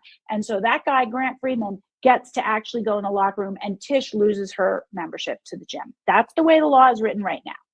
And the problem is that there are elected leaders and people that are supposed to protect us that are too afraid of the LGBTQIA plus activists to do anything until it's so bad that they have to. So the things that would, the signals, the things that would normally say, oh, we better look into this, they will sweep under the rug until something terrible has to happen. So someone actually has to get hurt for them to finally investigate, for them to finally do their job, where normally in any other situation, there would be tips and they'd be acted upon immediately. But now if they say, oh, I think I'm a woman, well, then everyone's like, oh, I don't want to touch that. I don't want to get sued. I don't want to get canceled. I don't want activists to surround my workplace and chant. I don't want them to find out where I live. I don't want the nasty emails. So I'm just going to, la, la, la, la. I pretend it's not. I mean, terrible things have happened. There are men who say they're women who are in women's prisons across California, and there have been rapes. There have been women who've been raped and impregnated. Terrible, terrible things are happening. I don't know what it's going to take for this fever to break, but I will tell you, it will take more Tishes and more Alexas and more, we just have to build it. I don't know how else to do it. You build a movement one person at a time. And Tish is a really valuable and courageous addition. And it's interesting. She posted video of last night's event with Scott Wiener. They're completely taken aback because she declares herself. She uses their language. She's like, I'm a Black lesbian. I'm not anti-gay. I'm not homophobic. And they're all just like, what do we do now? Like, we can't tell her to stop talking. And yet at the end of the day, he had no real answer for her other than trans women are women, which they're not, they're men. So Tish is a fighter. She's going to keep going, and she's going to bring more people along, because people that follow her and like her music, who don't know who you and I are, they're going to lean in and they're going to take note. She has a whole different cohort of people that follow her as a musician, and she speaks so authentically. And so that's what we need to do. We just need to bring one at a time people that resonate with different audiences, that speak truth, that use their own voice. And I like I said, we will win, but I have no illusions about the path ahead of us and how difficult it is going to be. And Tish gives permission for people to say something. My neighbor in the suburb who thinks what I'm saying, what you're saying, agrees with it, but thinks, oh, I don't want to be called a racist. I don't want to be called homophobic. Well, when Tish says something, now she can say, see, I'm not a racist or I'm not homophobic. I stand with Tish. I stand with Tish. And that's what's important. It's Gays Against Groomers. I work with Jamie Mitchell all the time. She lives in Wisconsin, and Sasha. Oh. Their group is amazing because they're so helpful. They will support us at school board meetings. They always come with us to testify, and they are so much more bold than, I think I'm bold until I'm with Gays Against Groomers. They are like fierce because they're like, you can't call me a bigot. They don't they don't want to be lumped in with the T. I think there's a lot of L's and G's and B's who are now going, how did I get lumped in with these people who are violating women's rights? Like, I just want to be left alone and have my life. I just want to be standing over here and just be like a normal person, normal member of society. And you guys are messing that up for me because you're invading women's spaces and harassing women and stealing their trophies, and you're not living in reality. So, I think there's Gays Against Groomers, and there's LGBT Alliance, and there's all these groups that are burgeoning. So I think there's a divide in the letters community that is going to need to be confronted at some point soon. And they have children that they don't want to be indoctrinated. They're like, I will have these conversations with my kids. I don't need your help. You don't need to represent me. You're not doing it well. So they can say that now. And I appreciate Jamie Reed is amazing. She came amazing to testify, and she has children, and she's got her story, and she's like, I will, my wife and I, we will take care of our kids. We don't need your help. We don't need you to come in and do this in our name. And so it's appreciated. And I think now I'm going to really be looking into Tish, like what she's saying. It's that same kind of message. I know we've been talking for over an hour. Feels like I haven't even got to everything. We'll definitely have to do this again. But Thanks for having me. oh, I'm so happy that you've been on, and I always, your speech is always the best because it's just like, it's straight, no chaser. It's just like, this is what we have to do, and we need that. I'll ask you to close. How can moms, parents, and everyday Americans help protect women's sports and keep public schools accountable for sex-based protections? I think what you do in your own community every day matters. And if you don't want to go speak at a school board meeting, you don't feel quite ready for that, at the risk of sounding like I'm trying to sell like wear the t-shirt that just says XXXY, because you will find another mom that agrees with you, and you will then be a team, and together you might feel comfortable standing up to the coach or the league or the school board. Just in the quietest of ways, have the conversation with your neighbor, have the conversation with the other moms on your daughter's team. It's bit by bit. I really believe that. That's what's going to make the difference. We need to change the cultural conversation, and that happens in one-on-one conversations. Don't be afraid to do that. I like the whole idea of that. When I say wear the t-shirt, it's like it forces me to be fearless. Because some days, Scarlett, I don't want to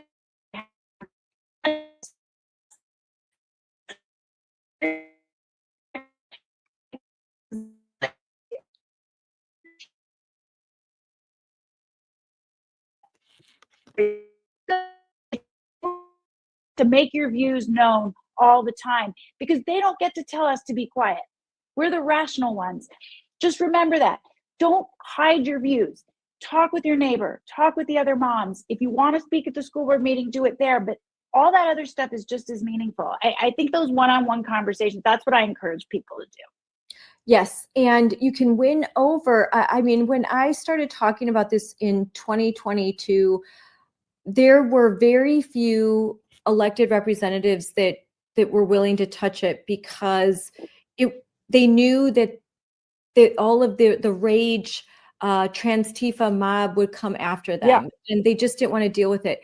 But when we started to come up and show up, and we would come to the Capitol, and we would come to their events, and we would show support, and we would give them the knowledge and talk to them, have conversations, give them the materials, and they would see what's happening. They got fired up, and now they're willing to do the hard thing and bring that legislation up, even if it won't get passed.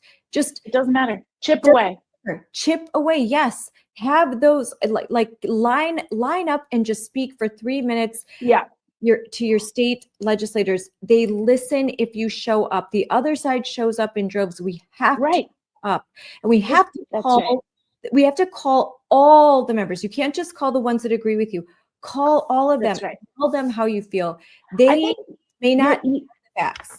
The other people on the other side think they get to say whatever they want, whenever they want, all the time. And we're supposed to just be shrinking violence and shrink it to the background. I told a story, I think, at Moms. I tell it all the time about a mom.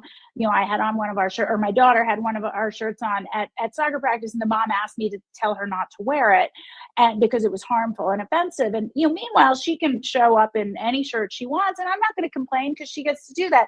And so I just stood my ground calmly. I explained my position, and she ended the conversation with, "Well, I trust you'll." We agree to disagree, but at least just don't have your daughter wear the shirt anymore. And I said, I'm not going to do that.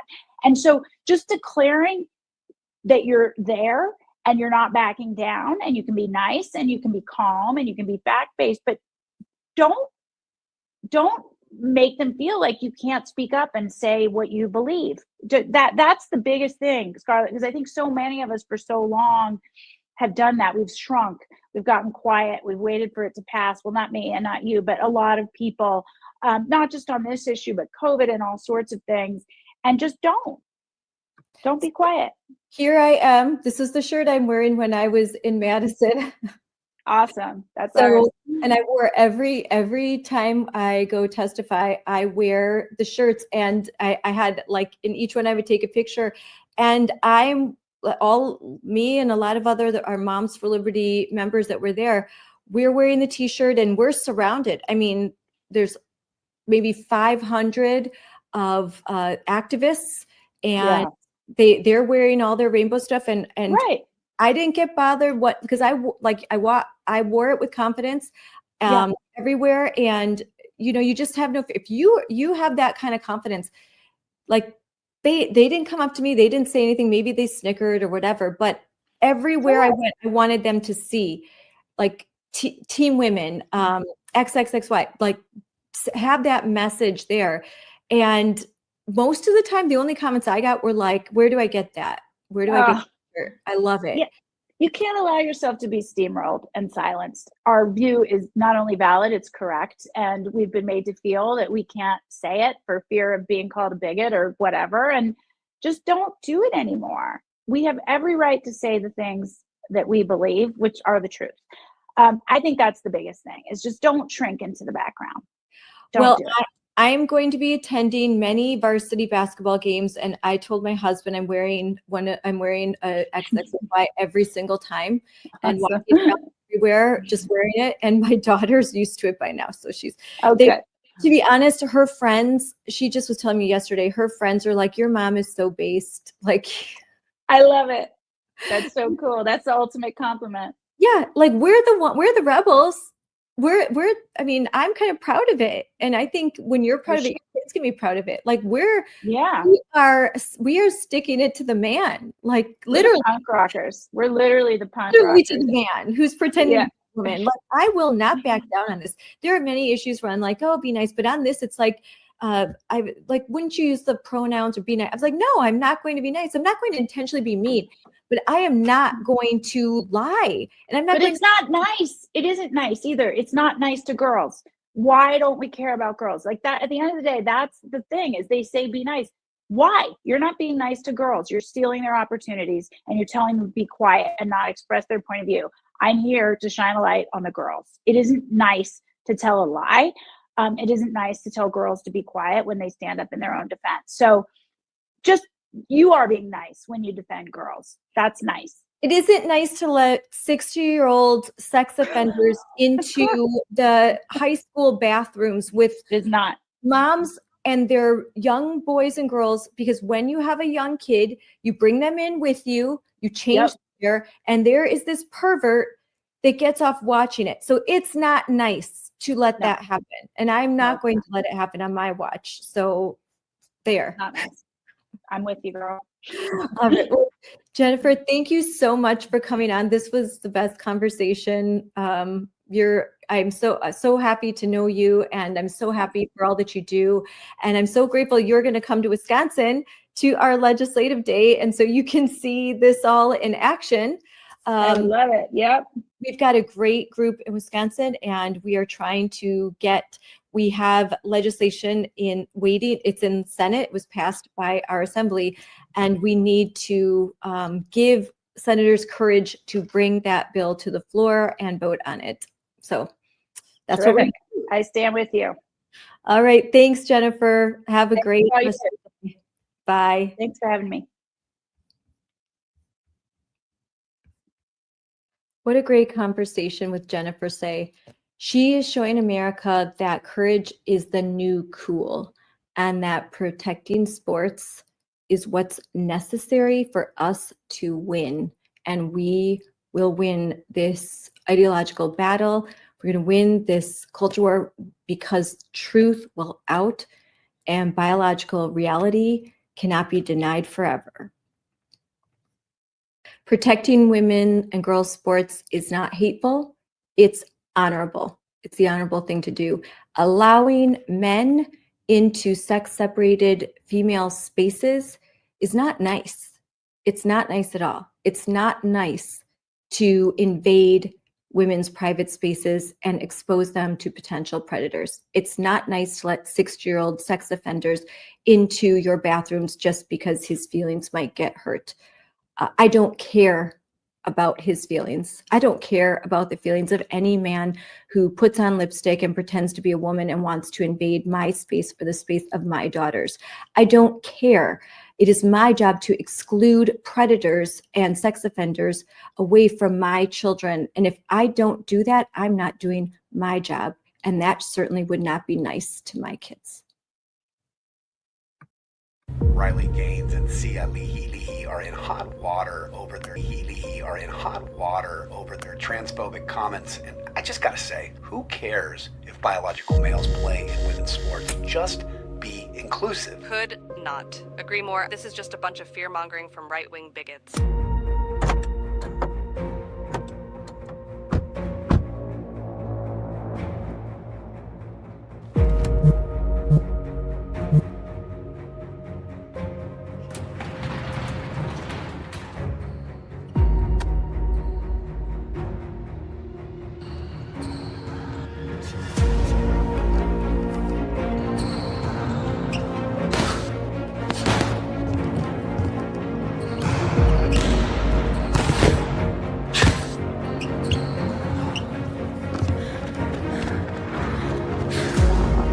Gonna say it, she's a bigot. She's been a massive distraction from her team with her hate-filled rhetoric. Sia is not inclusive. And males invading women's sports isn't even a problem, as far as I'm concerned.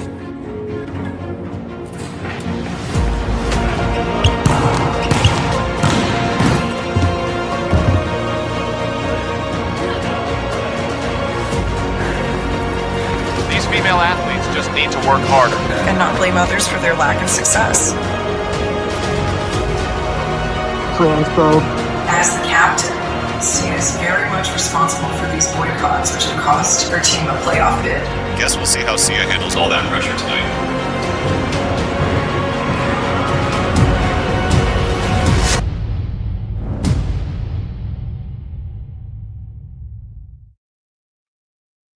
Real girls do rock, don't they? I love that ad. I love it. Great job.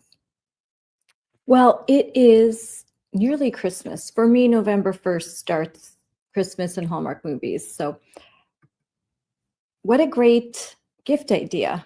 XXXY gear for your wife, your daughter, your mom, niece, someone that you care about in your life. I know, especially after this amazing interview, I plan to make some purchases, and you better hurry because special edition gear sells out really, really quick. So make sure you head over to XXXY and buy something that is comfortable and amazing and supports something really important. So as a special treat, I am adding this behind the scenes interview that I had with the three young ladies that we were talking about, Jennifer Say and I, Maddie Wilkin, Alexa Anderson, and Sophia Carpenter. This interview was in Orlando at the Joyful Warrior Summit. And after they were on stage, I was able to talk to them behind the scenes. This was a video I recorded with my phone. We have a better video that I'm currently editing, but I just wanted to put this out there right away. The sound is okay. I worked on it a little bit. The sound might be a little hard to hear. You might want to turn it up just a little bit, but I just wanted you to hear this really cool behind the scenes interview, which we will be putting out next week. It'll be on YouTube. It's far better quality. So just take this for what it is. It's really good. It's heartfelt. Could not help but cry during this discussion with these young ladies. So here you go. And I am going to be interviewing all three of these young ladies today. I'm so excited about that. So no further ado, let's watch.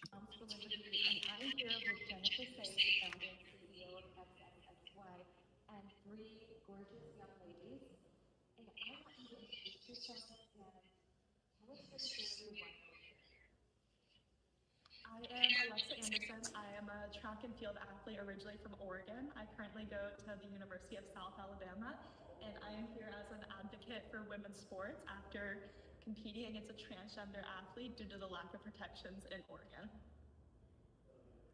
Hi, I'm Maddie Wilkin. I'm from Colorado. I'm a junior at Thompson Valley High School, and I'm here supporting women's sports after I wrestled a 18-year-old biological male. Hi, I'm Sophia Carpenter. I'm from Oregon. I'm a senior in high school. and I competed against a male athlete and at the state meet. And now I'm involved in a lawsuit against the Oregon State Activities Association and our Department of Education, thanks to America First Policy Institute.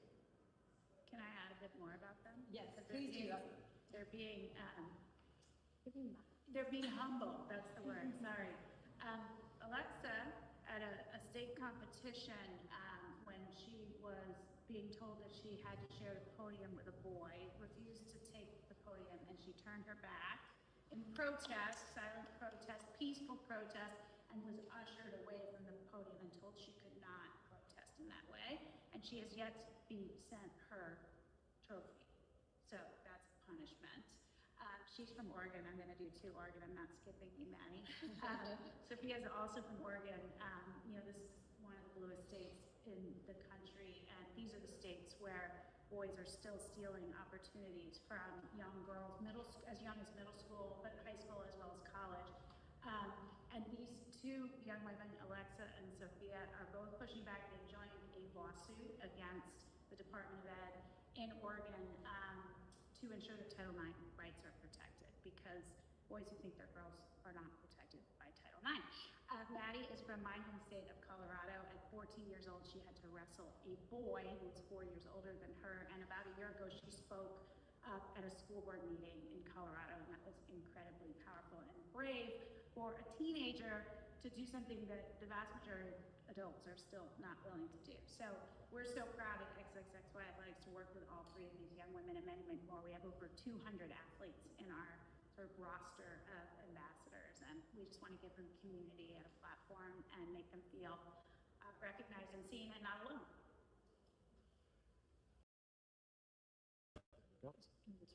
We're recording. Hi, I'm Scarlett Johnson with Moms for Liberty, and I'm here with Jennifer Say, the founder and CEO of XXXY, and 3 gorgeous young ladies. And I want you to introduce yourselves and tell us your story, why you're here. I am Alexa Anderson. I am a track and field athlete originally from Oregon. I currently go to the University of South Alabama, and I am here as an advocate for women's sports after competing against a transgender athlete due to the lack of protections in Oregon.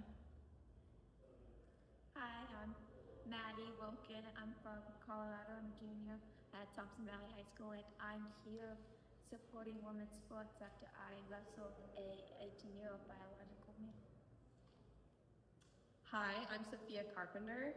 I'm from Oregon. I'm a senior in high school, and I competed against a male athlete and at the state meet. And now I'm involved in a lawsuit against the Oregon State Activities Association and our Department of Education, thanks to America First Policy Institute. Can I add a bit more about them? Yes, Because please do. They're being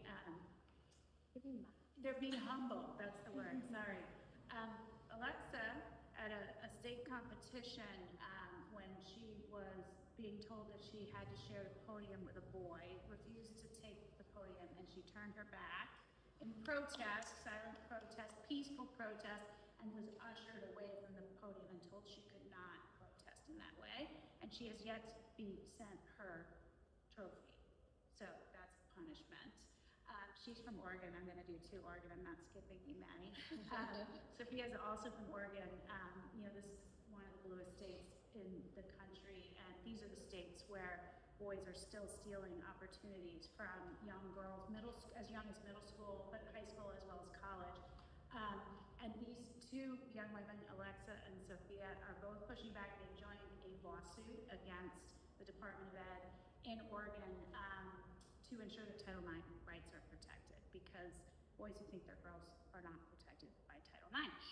Maddie is from my home state of Colorado. At 14 years old, she had to wrestle a boy who was 4 years older than her, and about a year ago, she spoke at a school board meeting in Colorado, and that was incredibly powerful and brave for a teenager to do something that the vast majority of adults are still not willing to do. So we're so proud at XXXY Athletics to work with all 3 of these young women and many, many more. We have over 200 athletes in our sort of roster of ambassadors, and we just want to give them community and a platform and make them feel recognized and seen and not alone. I only wish that there are more adults that are as brave as you girls. What you're doing is so brave.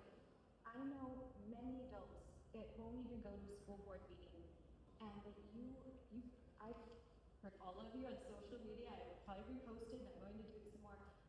I just want you to know I'm a mom of 5. I have 4 girls, and I only hope that my girls have the courage and the tenacity and the spirit that you all have. And you're from the bottom of my heart, sincerely. I'm so thankful for you. You're so amazing. So just keep up, and you have great parents, that support you. So just like this just touches me. Like I'm gonna like start to cry. And when you stand up, you inspire other girls to do the same. You do, because a lot of girls will.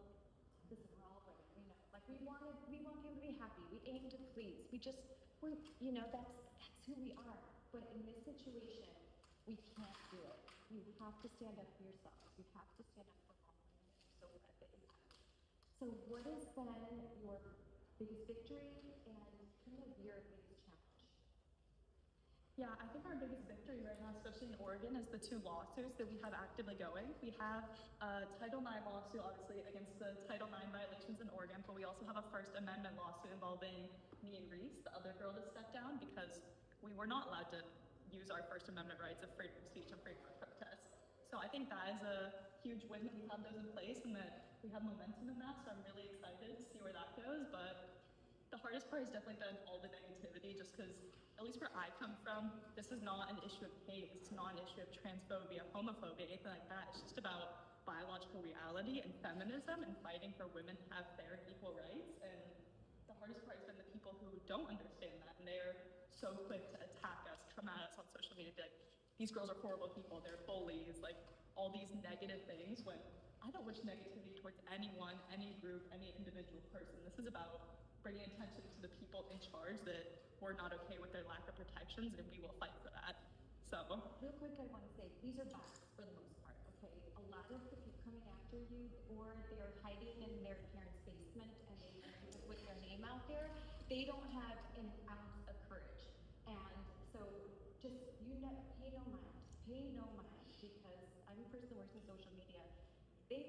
When you can put your name out there, your face out there, and you're on your keyboard, keyboard warriors,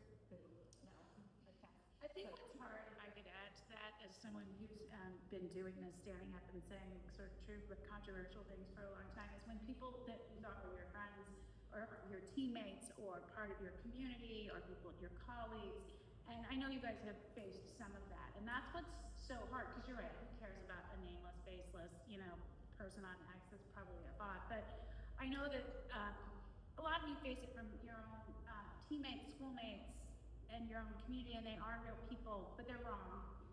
And you guys stand tall with grace. And I think one of the things I hope to be able to do with the brand is just connect you all, because you guys don't live in the same state, well, 2 of you do, and create that sense of community, because there's a lot of people that agree with you. I mean, 80% of Americans apparently agree with you. They just are too afraid to say it. So we know it's hard. I mean, we go through it too, but you guys demonstrate enormous moral courage and standing strong, so we thank you.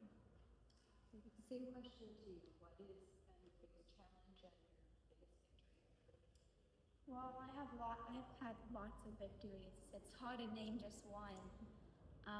But right now, from the standpoint, this is my victory. Being here right now, being able to share my story, being here, meeting all these people, it's truly, like, I just can't believe it. It is truly just amazing. This is my victory right here. And as a challenge, and myself, is I got diagnosed with a disorder. And so not only having to go through just fighting for women's rights, I've also been made fun of for my neurological disorder, and it's been hard to stand up and just act like nothing's even happening, and just turn a blind eye to all the people I've known. That has been my biggest struggle, but with God, with my family, with all the prayers that I've ever received, I've been able to overcome it, and it's just really, this is my For me, I think it's cool, all the connections that I've made now. Being able to meet Riley Gaines, that was the coolest thing ever. Like, I read her book and I was excited, and then I got to see her speak at Portland State. That was even more exciting. And then meeting people like Jennifer Say. My mom came into the hotel room this morning and she was like, oh yeah, we're gonna go meet Jennifer casually. Like, okay. I would echo what Alexa was saying about how it's hard when you receive that negative feedback for what you're doing. I think not even online as much, but just the silence, kind of that Jennifer was talking about. At the state track meet, on the day when Alexa stepped off the podium, and it was a very hard day. You could feel it in the atmosphere, just the tension. And even people who do agree that it's wrong, saying, I don't want to wear your t-shirt. I was offering people like, hey, I didn't make it on the podium. Do you want to wear my shirt at least? And the other girls were turning me down and saying, no, I don't want to take a stand. And it was just disappointing for me to see that, you know, my peers. And so it just makes me even more grateful for these people here. You found your people. I'm old enough to remember when being a feminist meant that you stood up and you fought for women and girls and not for men pretending to be women and girls. So thank you for standing up. And in my personal experience, especially with mass COVID, when I first stood up, just like when Jennifer first stood up, we were pretty alone. And 2 years later, everyone was pretending like they were always with us. You know, so you're right. You're right. And eventually, everyone is going to have to publicly acknowledge that and say that. But you were the ones that stood up. Now you are forever changed. You're heroes. You're heroes now. And now you're going to conquer the world and you're going to do such great things. And I'm so proud of you. And I know that Moms for Liberty, we're so proud of you.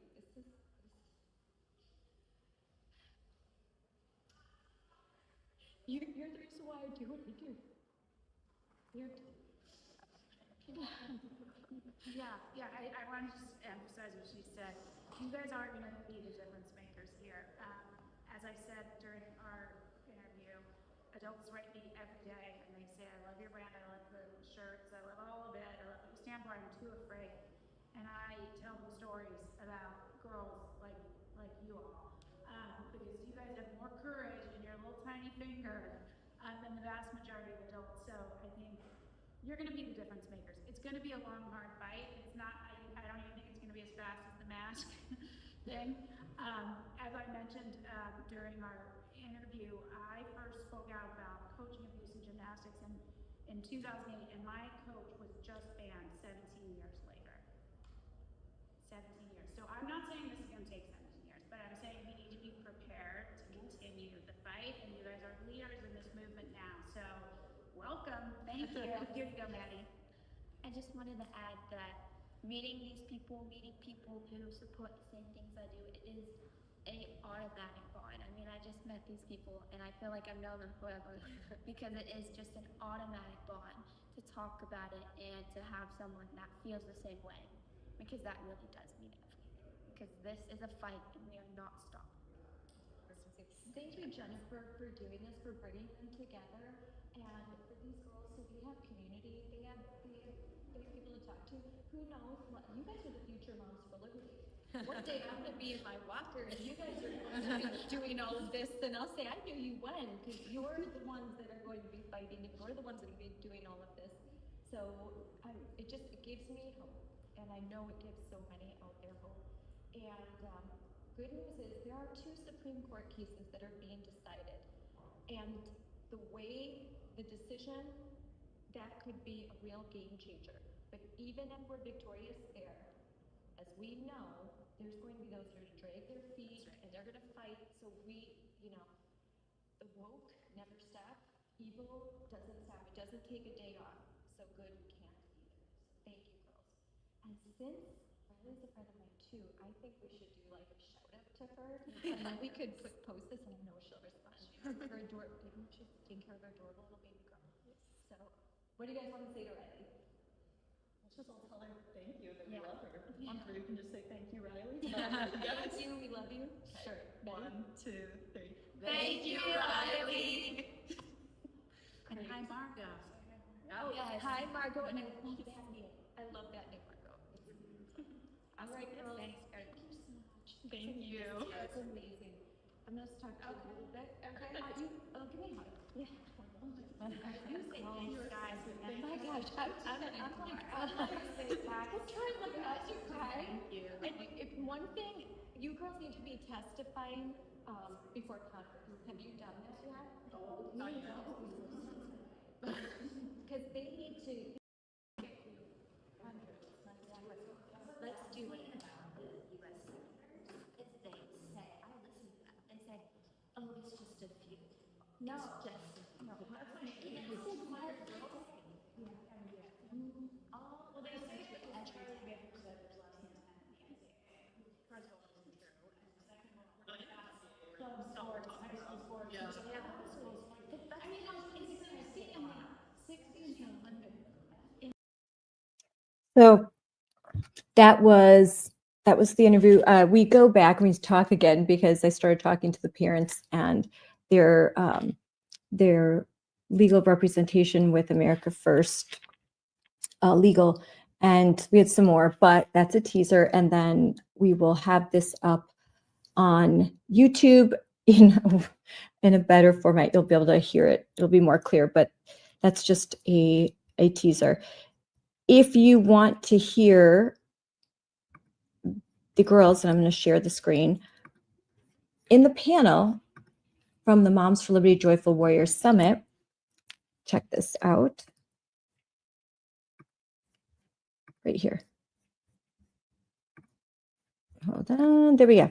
So you can just go to the Moms for Liberty YouTube channel, and I'll give you that. It's real easy. At Moms4Liberty, and you can watch the full panel there. It is amazing. These girls are amazing, and I will be talking to them more. And if you would like to learn more about Jennifer Say, also on the Moms for Liberty YouTube channel is Jennifer Say with CEO and co-founder of Moms for Liberty, Tina Descovich, in her podcast and episode, The Fire of Liberty Show, where Tina has a really in-depth conversation with Jennifer that dives into Jennifer's background. She tells her full story, her story as a gymnast, what happened to her, what she's overcome. Then she also, like she said, she had a very high position with the Levi's Corporation and what she sacrificed for truth during COVID. So if you want to hear the full story, go to the Moms for Liberty YouTube channel at Moms for Liberty, the Fire of Liberty Show podcast with Tina Descovich. Click on this. It's a great story. It's probably the most in-depth interview that I've listened to with my hero, Jennifer Say. So thanks everyone for tuning in. I think that's a wrap for now. I've got a bunch more interviews to do with some amazing people, and I look forward to talking to you again real soon. Again, thanks for tuning in, and just keep an eye out on social media. We're trying to air consistently on Thursdays, but actually there's so much material that I am live streaming these podcasts at all different date times during the day. I'm trying to stick to the nighttime format, but we are going to be a little bit irregular for a little while as we find our footing. And we'll also be doing some spaces, some X spaces, lots of cool things. We're going to try out a whole bunch of different strategies to talk to you, talk to our members, talk to a broader audience. So it's very exciting stuff. All right, everyone. Have a great day. God bless. Bye.